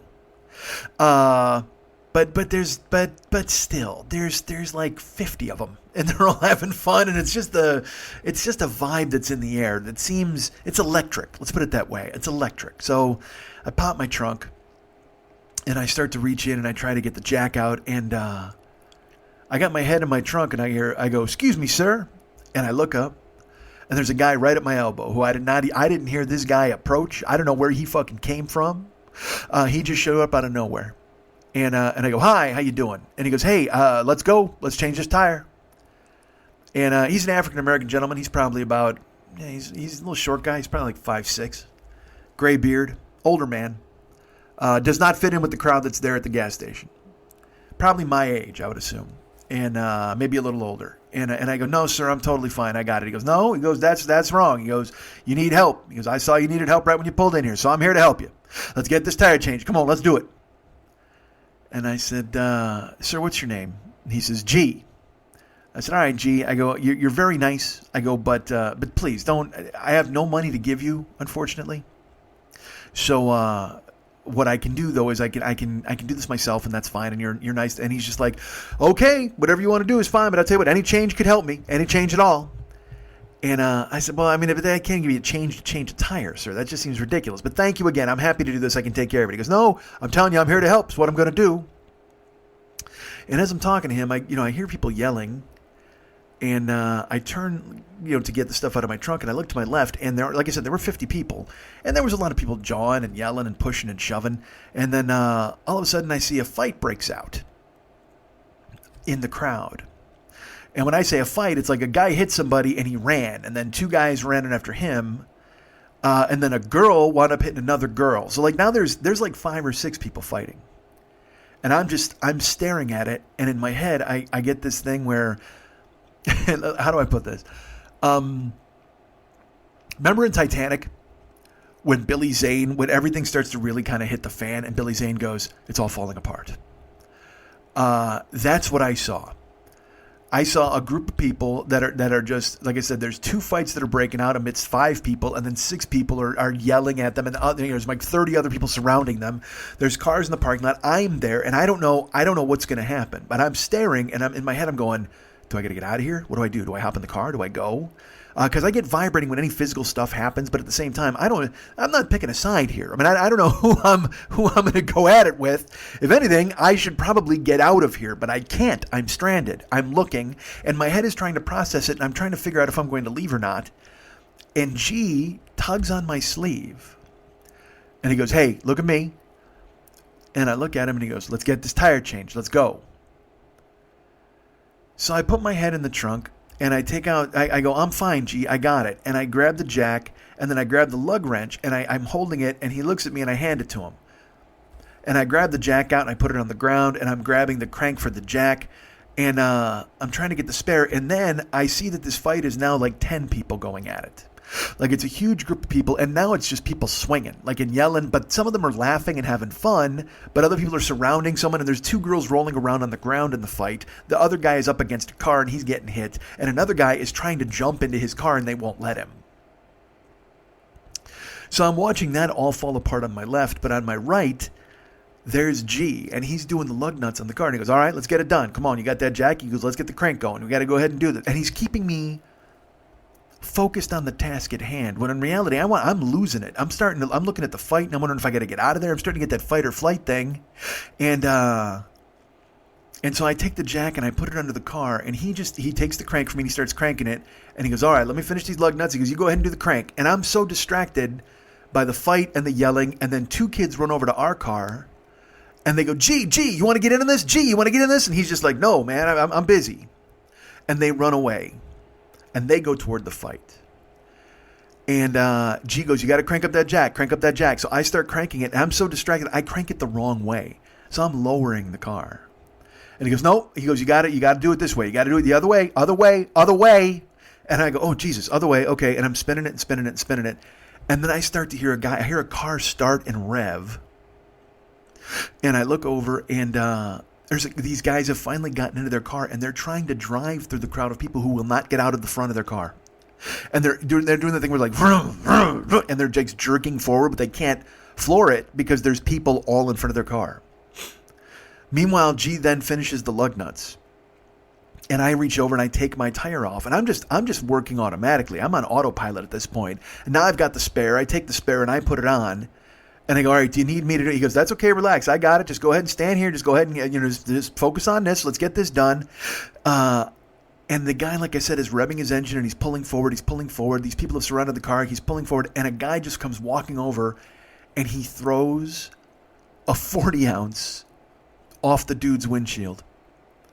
Just fucking, because I saw him walk up with it, and it's in his hand, and then I look at G, and then I hear the smash, and I look over, and it's embedded in the fucking windshield. Like, it's smashed, and it didn't break the whole windshield because it's a 40. It's not going to do that, but it put a big fucking spider crack circle right in the center, that, like that smashed glass, and then it spidered the fuck out, and they're not letting this guy go, and they're smashing his windshield, and he's in the car, and he's revving it, and he's trying to get the fuck out of there. And in my brain, I'm just like, oh fuck, is it? And by the way, there were 6 cop cars there not fucking 20 minutes ago, and they're all gone. Like, nobody's there. Nobody's fucking taking control. Bane's not there to fucking take control. Nobody's there to step in and stop anybody from doing this stuff.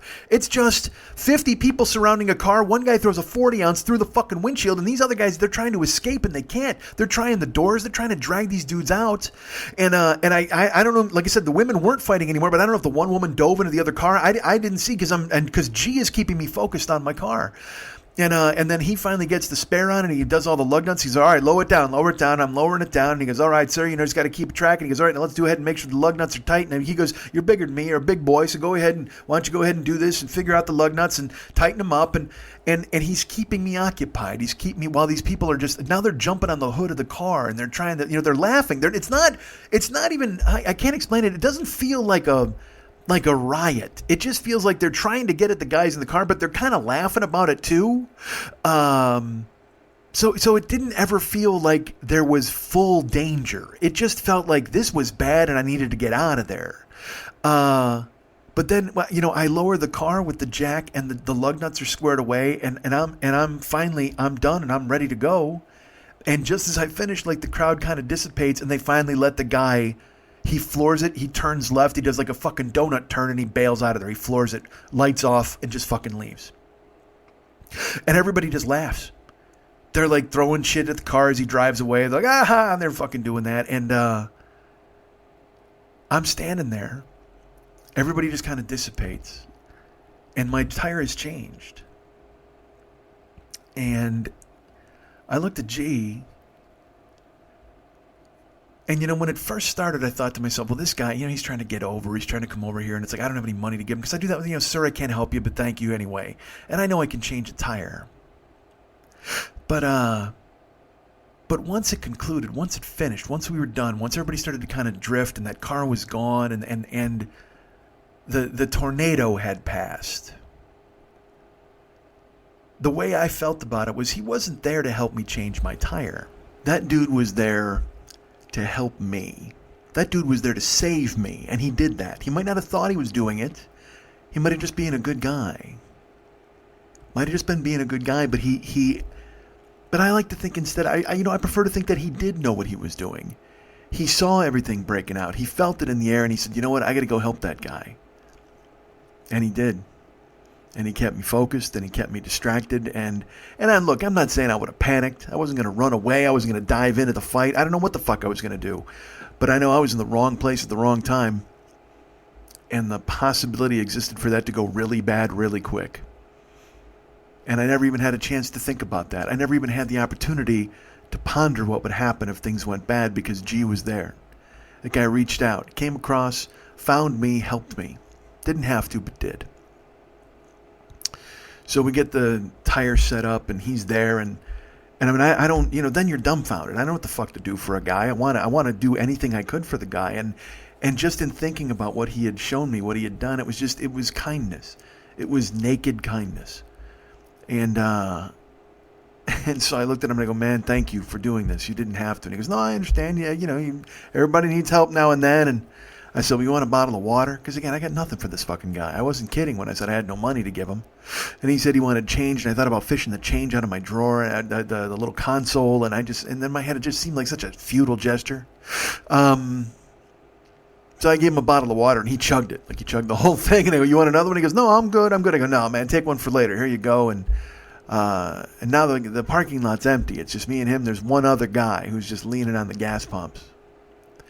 And so I shook his hand, and it was that thing where, a handshake into a hug, like a bro hug, I guess you'd call it. But I said, I put my hand out, I shook his hand, and I hugged him, and I teared up. Because it was kindness. It was just kindness. And, I've talked on here many times about Pat helping paint the apartment, and any kindness I'm shown hits in such a way as to knock me on my ass. And it was just, he did not have to do that. And so I gave him the hug, and I got him in close, and then I said, man, I'm going to cry. And he goes, no, don't do that. I go, no, that was big. That was really, you didn't have to do that. He goes, everybody needs help. I said, do you need a ride somewhere? Do you want to go? And he goes, no, I'm okay. You go. You got to go, right? You got to, what? There was someone looking for an Uber earlier. Maybe you can still catch him. And I go, well, it doesn't work that way, but now I can turn the app on and try to make some money. He goes, all right, well, you do that, young fella. And I said, all right. And then I remembered, because I don't drive with cash, but I remembered that I had been given $20 by the first ride of the night. And I said, oh, wait, gee, hold on. And I fished out my wallet, and I pulled out, I had $22. And I just handed it to him. I said, it's not nearly enough, but it's what I have. And he smiled at me in a way as if I'd given him a fucking checkbook and $1,000 on top of it. Like, he didn't, that's the other best thing. He didn't expect anything. And so he smiled, and I handed it to him. And I said, can I ask you a favor? He said, what? And stupidly, I'm asking him a favor. But I said, can I take a picture with you? And he looked at me with this weird face and goes, why? I said, because I just want to prove to my friends that this happened. And he said, all right, sure. So he got in tight. I took a selfie of us. And I gave him his money, and then I said, come in here, bring it in. And I didn't go bro hug this time. This time I gave him a full hug. And he gave me a hug, and I fucking bear hugged him, and I lifted him in the air. He goes, oh, okay, big fella. You can put me down. I said, I know, but and I started to cry. And I said, thank you. This was amazing, and thank you for being there to help me. And he said, I say everybody needs help. I said, yeah, they do. And I put him down, because I had lifted him in the air. And he goes, go make some money. I said, thank you. And he turned around to walk away, and he waved, and it turned out the guy standing by the gas pumps was with him. That's why he was still there. And G held the $22 over his head and just waved it like, and kind of did a slow trot over to him, like, yeah, we got some money. And he got to his boy, and his boy put his arm around his neck and kind of shook him, and they were like, woohoo! And he gave him a pound, and then they walked off together. And I got in my car, and I knew it was gonna, I still had other things ahead of me. I had to go get the tire fixed, and I didn't know what to drive and how to do it, and all that could wait, because in the moment I just wanted to soak up that kindness. I wanted to live in that kindness just for a few minutes. Because not only was it kindness, it was clearly just, it was straight up kindness, but it was kindness amidst chaos. I mean, because again, I don't presume to know what would have happened, but things got crazy pretty quick there. And if I'd have been alone, and if I'm on the ground changing the tire, who knows? All it takes is one guy. All it takes is one guy to be dissatisfied that they couldn't get the other people out of their car, and then turn their attention to the stranger who's in the parking lot, who doesn't belong there, the different one. And instead I had that G barrier built around my Camry, helping me get through it. So it wasn't just kindness, it was kindness amidst chaos. And I knew I still had a long night ahead of me. I mean, Christ, I'd already been on the road for 9 hours when that happened, but I felt great. In that moment, I felt great. Because I tell you, I have no hope for the world. I got no hope for any good things happening for anybody, but you can find those bits, those micro bits of kindness, and you just take what you can from those, and you realize there's good out there. And so I started the car, and I turned on the app, and I left, and I knew I was going to tell you guys this story. But I'll be honest with you, I am going to be so goddamn happy when I don't have stories like this to tell you.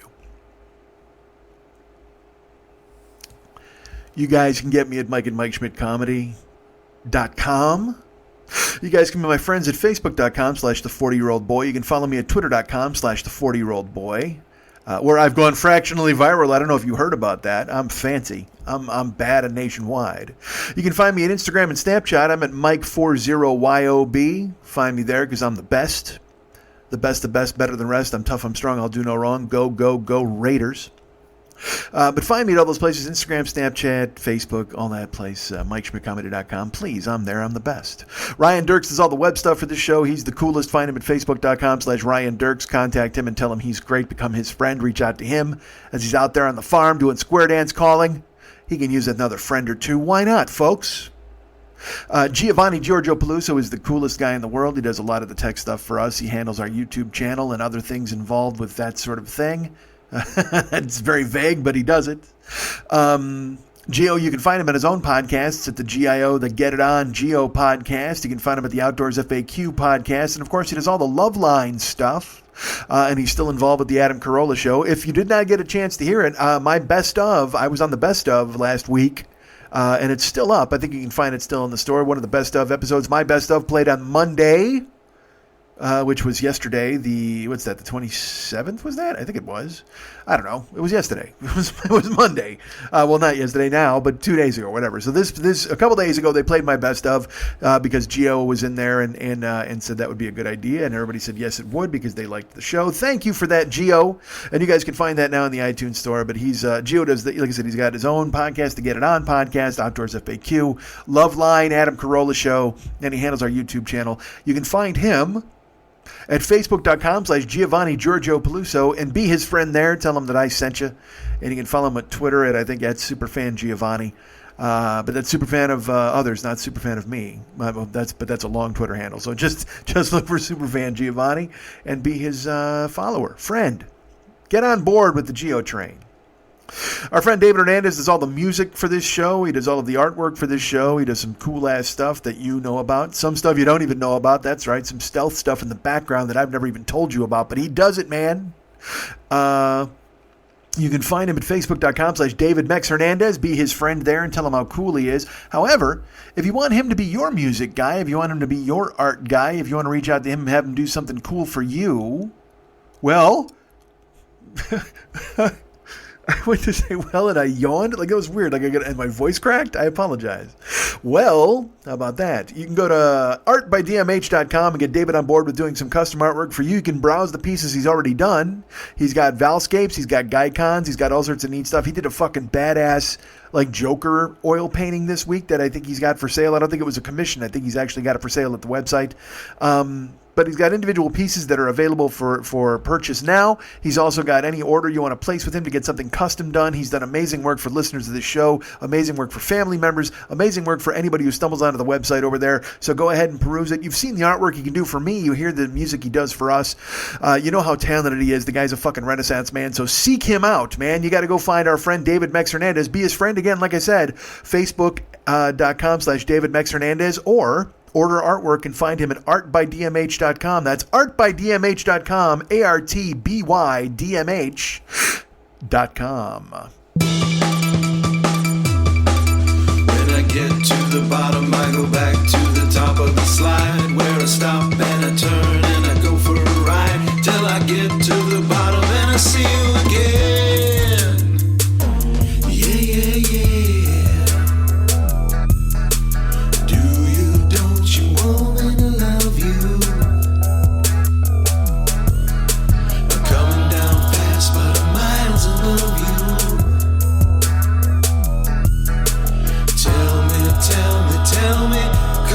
Tell me the answer. Well, you may be a lover, but you ain't no dancer. Helter skelter,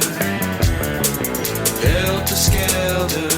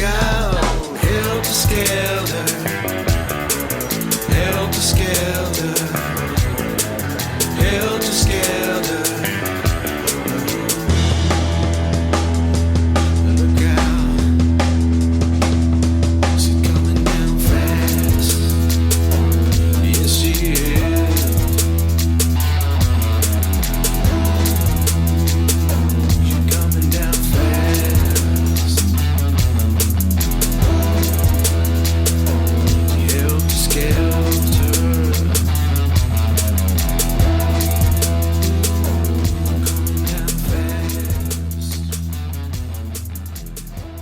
See, I think I used the phrase Renaissance man a second ago, and now you know that I wasn't fucking around. That's our friend David Hernandez and his version of Helter Skelter, and a reinterpretation, his version, a cover. It's certainly a cover, but he brings his Mex fucking flair to it. And here's what I'm going to tell you. Did you like that? Did you love that? Did you like me? Did you go, Jesus, that's amazing? Well, here's the thing, folks. That's part of an album that David has done. And you know what it's called? It's David Mex Hernandez. He busted out the Beige album. It's got 13 Beatles tracks on it. And I think you're thinking to yourselves, well, Christ almighty, well, Mike, when is Mex putting this out? How is it working? Well, here's what I'm going to tell you guys right now. That album is going to be a Patreon exclusive for subscribers, $10 and up. And I'm going to send that out. I'm going to figure out how to post it. But it's going to go up. It'll be up for download sometime before the weekend. As soon as I figure out exactly how to distribute it, I might have to just send it to everybody via email, or I might be able to post it there on the site, and you guys can download it yourself. I'm not sure yet. All I know is because I had to. First of all, I've listened to the whole album, and it's fucking amazing, and I had to figure out a track to choose. And it's David's like, you got to figure out which song to use because he's close to all of them, and I'm not, I loved the whole album, but there are some songs that are closer. They go closer to the actual Beatles version, and then there's some that are kind of way out there. So when I got the Helter Skelter, I really wanted it. I heard it and I was like, whatever. It was that. Revolution Number 1 is amazing. Strawberry Fields Forever. I'm not going to tell you exactly what's on it, or maybe I should. No, I shouldn't. What if I did that? The point is, that album is going to be up there for Patreon subscribers. So if you want to get that, you can join the Patreon page right now. If you become a $10 a month or up subscriber, you're going to get that Beatles album from our friend David. And it's like I said, it's the Beige album, 13 tracks. David's interpretation of some Beatles songs that he did himself there at the Cat House, and they're all great. They're all so good. But I wanted to give you a taste of that here on the show so you can hear that track and know that there's 12 more just as fucking great as that available for Patreon subscribers. Now, if you don't know what Patreon is, I'll go ahead and tell you because I'm doing this a little out of order, but I wanted to back tag it with the song. The Patreon page exists. And we've had amazing people jump on board. Our friend Amanda from Canada. I don't know if I mentioned Amanda, but she is now a Patreon patron. She was one before, and then she stopped, and now she's back on board. And our friend Mike, I don't know if Mike wants me to say his last name, Beats. I'll say it. Why not? Mike has jumped on board, and he supports now. He's contacted me via Twitter a few times. It's good talking to him. But Mike has stepped up and become a Patreon subscriber. So thank you, Amanda. Thank you, Mike. You guys are the best. Thank you so much for becoming new Patreon subscribers. And you will be getting, Mike certainly is getting because the level he joined at, he's getting the Beige album.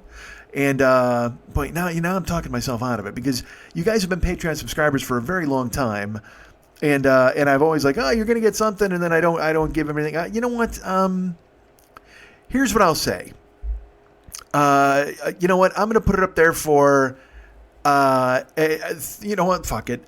Anybody, Patreon people that are $3 and up levels. I know there's the $1 level, and you guys are nice. But and there weren't any real giveaways with that. But I mean, there's a lot of giveaways that I have not given away with the other Patreon stuff. And I know there's been other things that have interfered. Whatever the fuck, who cares? If you're a Patreon subscriber right now, if you're, right now, fuck it. I mean, I can't say later. But if you join this week too, especially, I will. Everybody gets the fucking Beige album. So because Mex is a fucking genius, I want to share his genius with everybody. And coming in the future, we'll have because Patreon is just this weird thing where in my brain I'm like, they got that levels and the $10 and this and that and. But I mean, I haven't been exactly the king of giving you guys everything that I said I would give you. So the Beige album goes to all Patreon subscribers. That's going to be up by the weekend, and jump on board and be a new subscriber at the $3 level and up. I understand there's the $1 level, and you guys are all very nice, and thank you so much to everybody who subscribed. But, I owe you guys. You're really cool, and I know you're like, no, you don't owe me because you do a show. I owe you. So all Patreon subscribers get the Beige album. That'll go up sometime this weekend, or by the weekend, I should say, as soon as I can figure out exactly how to make it work. But also, if you join the page, if you join Patreon, that'd be pretty cool if you were to join up, because then you would be able to get the Beige album, because I'll tell you what, I'm not going to be playing any other songs other than that Helter Skelter right there. So you're going to, if you want to hear it, you got to become a Patreon subscriber, a patron over there at Patreon, and other stuff is in the pipeline, chats and private podcasts, all that stuff that you can read. If you read in there what's coming, a lot of that's coming. The T-shirts, they're a bit of a coin flip at this point. We're still trying to figure that out, and again, money is money. But so because you've been so nice to me, Patreon subscribers, and I hope anybody new will jump on as well, you will all get the Beige album from our friend David Hernandez, and you will love it, because again, that Helter Skelter is amazing, but there's 12 other tracks. They're all amazing. They're all, some of them are a little more straightforward, some are a little more out there, but they're all uniquely David Mex Hernandez, who is the fucking music and art guy for this show, and my great friend, and he's the best. So, and thank him, man. So Patreon subscribers, you'll be getting the Beige album sometime before the weekend is up. And, we have other sponsors of the show, not just David Mex Hernandez and his fucking Beige album. We've got, of course, Fearful Jesuit with his Paranoid Strain podcast, available in the iTunes store. You can go ahead and check that out. His 9/11 episode is still lurking. That's the one that is up there now. I know he was doing some traveling.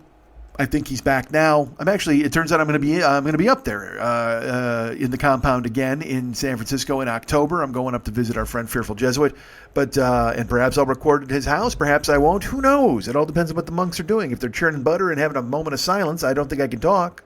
But what's the point in going up there if I can't do a show at the compound, right? We'll see what happens. But I'll be on the road doing that in October in San Francisco.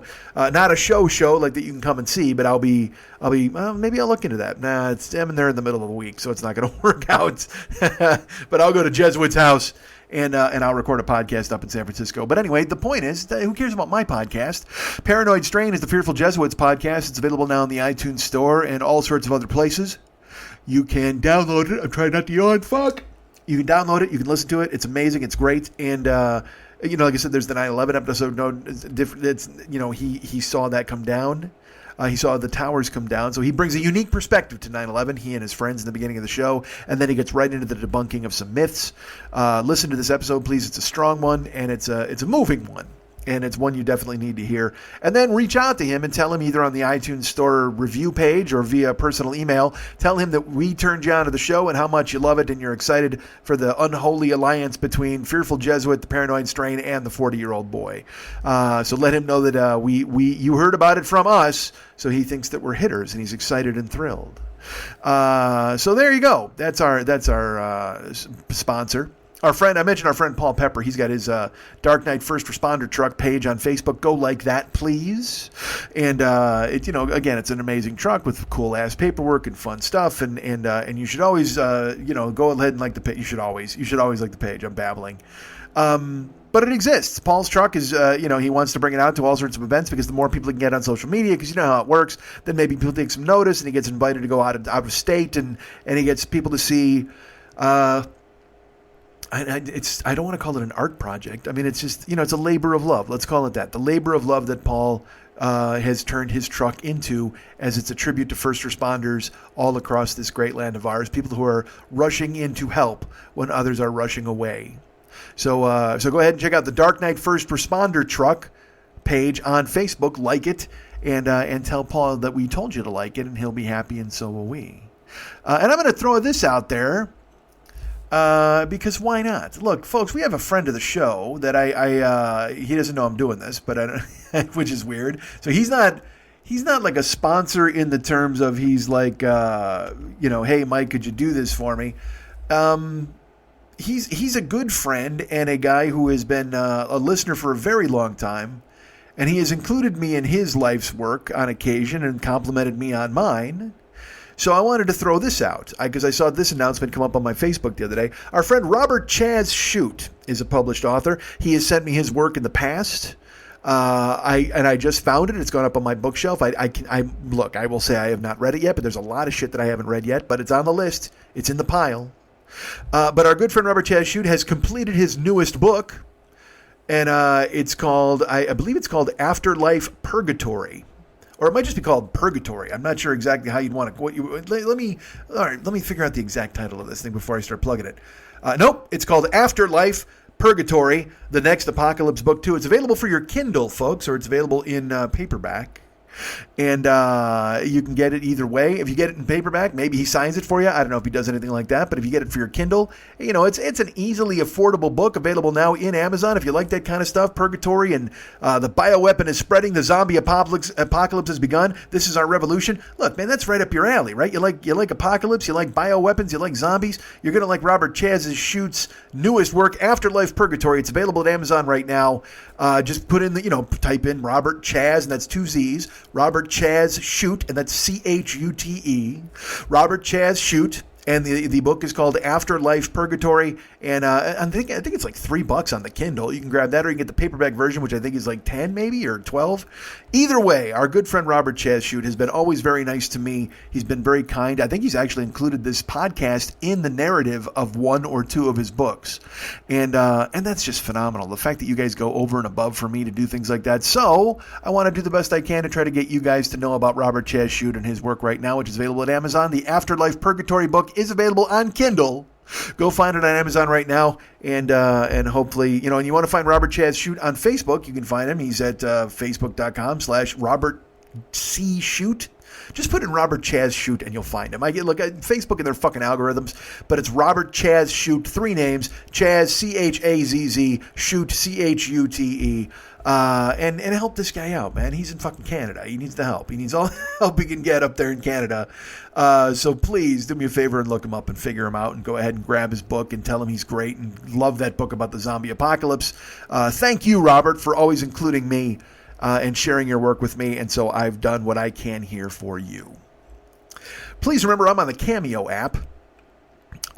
Which is very important. You want to get me on the phone and plug in your Kindle book or whatever the fuck you want me to do. Download the Cameo app on your phone. You can book me to go ahead and talk to your friends or your family. I just did it when I met Megan, I talked about that in Seattle, and I had done it for her because Brent had actually hired me to do it for her. Did I say Brent? Brett? I don't know what I said. I apologize. Regardless. The point is, he's the coolest, and he hired me to do Megan with an H's Cameo, and you can too. If you get the Cameo app, you can book me to do something and tell your. I can tell your son you love them. I can tell your girlfriend that you want to break up with her. I can do whatever you want me to do for only $20. It's available right now at the Cameo site. So download Cameo to your phone. Look me up. I've got to do an introductory video that I've never done because that would be a way to tell people who I was. But in my mind, me, I want to talk everybody out of fucking hiring me. But not this time. Hire me for Cameo because I'm the best. Please remember, we've got the Attaboy Fit Brigade on Facebook. Mike Schmitty's Attaboy Fit Brigade is available there on Facebook. Go ahead and join that and start lifting weights and doing squats with Jeff Laub and everybody else who's on that page doing amazing, great things. And I will join you soon with our friend Matthew Hebert and everybody else who's on there doing great things and making progress. Our friend, like I said, Adriana, everybody who's doing yoga or Zumba or whatever the fuck. And I will be there. I promise. I'm not ignoring it. Me, I got to have everything just so. Instead of just leaping in, I need everything just so. But I'll be there. I promise. So join the Attaboy Fit Brigade on Facebook, and we'll all track each other's progress and take care of one another. That'd be fantastic. Please remember to go to MikeSchmidtComedy.com. And, go to the Joe Business page. We got stuff on sale there. But also, we've got the Amazon link. That's the most important thing on MikeSchmidtComedy.com on the Joe Business page. Use the Amazon link. Click through. We get money. Don't clink through. Click through.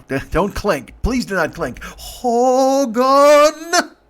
Go through and click through, please. Get your monocle out and tell Schultz to watch fucking LeBeau and go ahead and buy something. Because then we get money, they get money, and you get stuff. It works out absolutely perfectly, folks. I mean, you can't ask for a better triangle there. Fuck your grains and food pyramid and whatever the fuck. This is the most perfect pyramid of all. We get money, they get money, you get stuff. The end. It's a perfect relationship. It's like one of those weird triangles where we're all holding each other's wrist. You ever see that where it's like 3 arms? Each person's holding a wrist, but it forms a triangle, a bond. That's it. Let's bond. Go to MikeSchmidtComedy.com, go to the Joe Business page, click on the Amazon link, and go ahead and buy something. Buy everything. Buy Robert Chashute's book. You know what? There you go. Use my Amazon link to buy Robert Chashute's book. To buy Afterlife Apocalypse, or whatever the fuck it was called, now that I've forgotten it, as I've moved on. But buy his book via the Amazon link. Look at that. And then I get a taste of that. We get money, you get money. Or no, I'm sorry, they get money, we get money, you get stuff, and Robert gets money. Now it's a square. I just turned this triangle into a goddamn square. We get money, they get money, Robert gets money, you get stuff. You get a book, a Kindle book. How perfect is this? Look at this. Don't you love it when a plan comes together? I'm the B.A. Baracus of fucking podcasting right now, goddammit.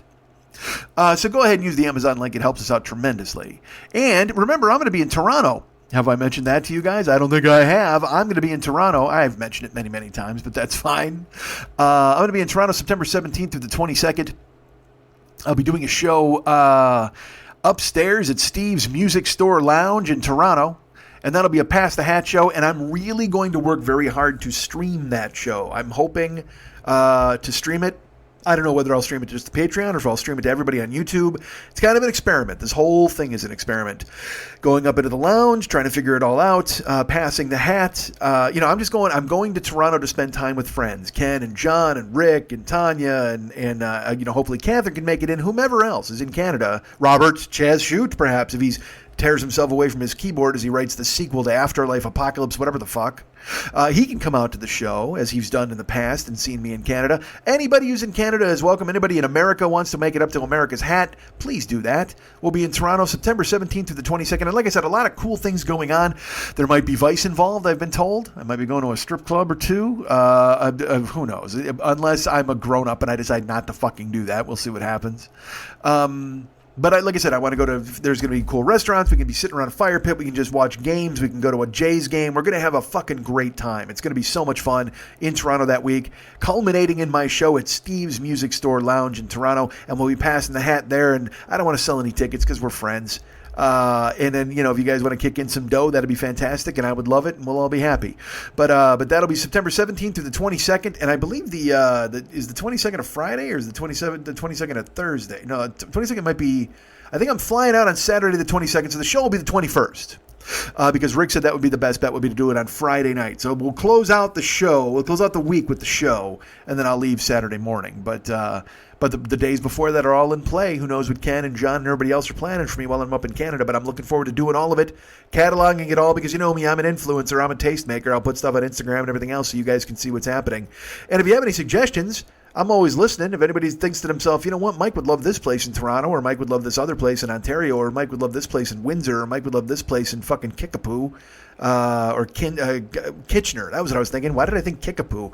Why the hell did that come up? Hold on. Kitchener's a place. That's a Canada place. Kitchener, Canada. It's not. There's no Kickapoo, Canada. Is there? Kickapoo sounds like, because it sounds like an Indian reservation, but it also sounds like a resort in the Bahamas. Like if you went out to, you were at hedonism, and then you were like, well, no, we're bringing the kids. Let's go to Kickapoo instead. It sounds like Camp Kickapoo. That's what it is for your kids. You send them away in the summer. You send them off to Camp Kickapoo, and that's where they're doing their fucking arts and crafts. And that's where music teacher Mex comes in, and he teaches them all how to do their spin on Beatles songs. Don't you want that? Let's do that. You know what? Maybe we do that. 40-year-old boy Camp Kickapoo. Send all your kids there, and we'll teach them how to do fucking stuff. I'll be teaching them how to do talking and arts and crafts, and by that I mean I'll be doing the talking part. Mex will teach them the arts and crafts part. We'll get Lily there. She used to make a bunch of shit. She'll get maybe how to teach them how to make pasties. Don't you want your kids to learn how to make pasties in this at this twilight of their age when they're like fucking 8 years old or 7? Tell a kid how to make pasties. God damn it. They could do like twists on Beatles song. They could learn how to swear into a microphone, and they can make pasties. God damn it. We're doing 40-year-old boy Camp Kickapoo.